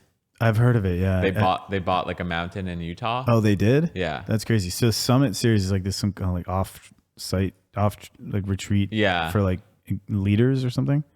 Yeah.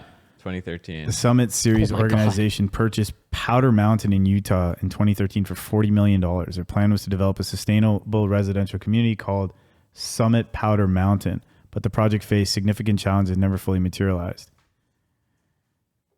It failed ultimately in the sense that it was sold to Reid Hoffman, the co-founder of LinkedIn. But I think one of the interesting things is they had all these. I used to go here all the time, actually, like in the 2013, 2014, 2015. Like the mountain? Yeah. For retreats. Cool? Yeah, it's really cool. And it's beautiful. And they would, I would pay like whatever it is to go to $40 million for this mountain is pretty chill. Super chill. No, for real. No, it's like a beautiful mountain and you just own the mountain. I think it gets one of the most amount of snow in the United States in terms of mountain resorts. Wow. Like, to have that it's pretty crazy. Yeah. And by the way, they're not putting down $40 million. They're putting down $8 million. Paying the rest over time. Yeah. And they're selling houses, plots of land. On this thing, right? Okay, yeah, sorry, go on. I remember, at the end of these like retreats, they would be like, so like, did you have a good weekend? And it was like, yeah, it was amazing. I met so many people. The food was amazing. I skied and snowboarded or whatever. Great. Like, you interested in buying a house? Okay. No. Okay, but let me tell you the deal. The deal was they showed you like these mock-ups of these really beautiful, tasteful houses. And they'd say, you don't owe anything right now. I just need a commitment that you're going to actually buy this house once it's built. That's all I need from you. Yeah. So people would sign these papers and then they'd go to a bank, I presume, and they say, we have 50 million or 100 million of houses pre-sold. So then the bank would lend them money. Oh my God. On that. That's to go crazy. And develop it. So I think that there's some interesting mechanics and flexible financing options that can allow you to create a city. And I think it looks more like Powder Mountain than it does Canada. Can you look up like historical examples of people that have like a small group of citizens that have independently created their own cities successfully? In recent times. In recent times. Good ad. Obviously, purely citizen-led is rare, obviously, because you have to collaborate with other people. So while purely citizen-led city creation is rare in recent history, successful examples include the Haitian Revolution, where self-liberated enslaved people fought for and created the nation of Haiti in 1804. Garden cities. This was cool. Ebenezer Howard's vision of garden cities, which inspired the creation of new towns like Letchworth and Welwyn Garden City in the UK.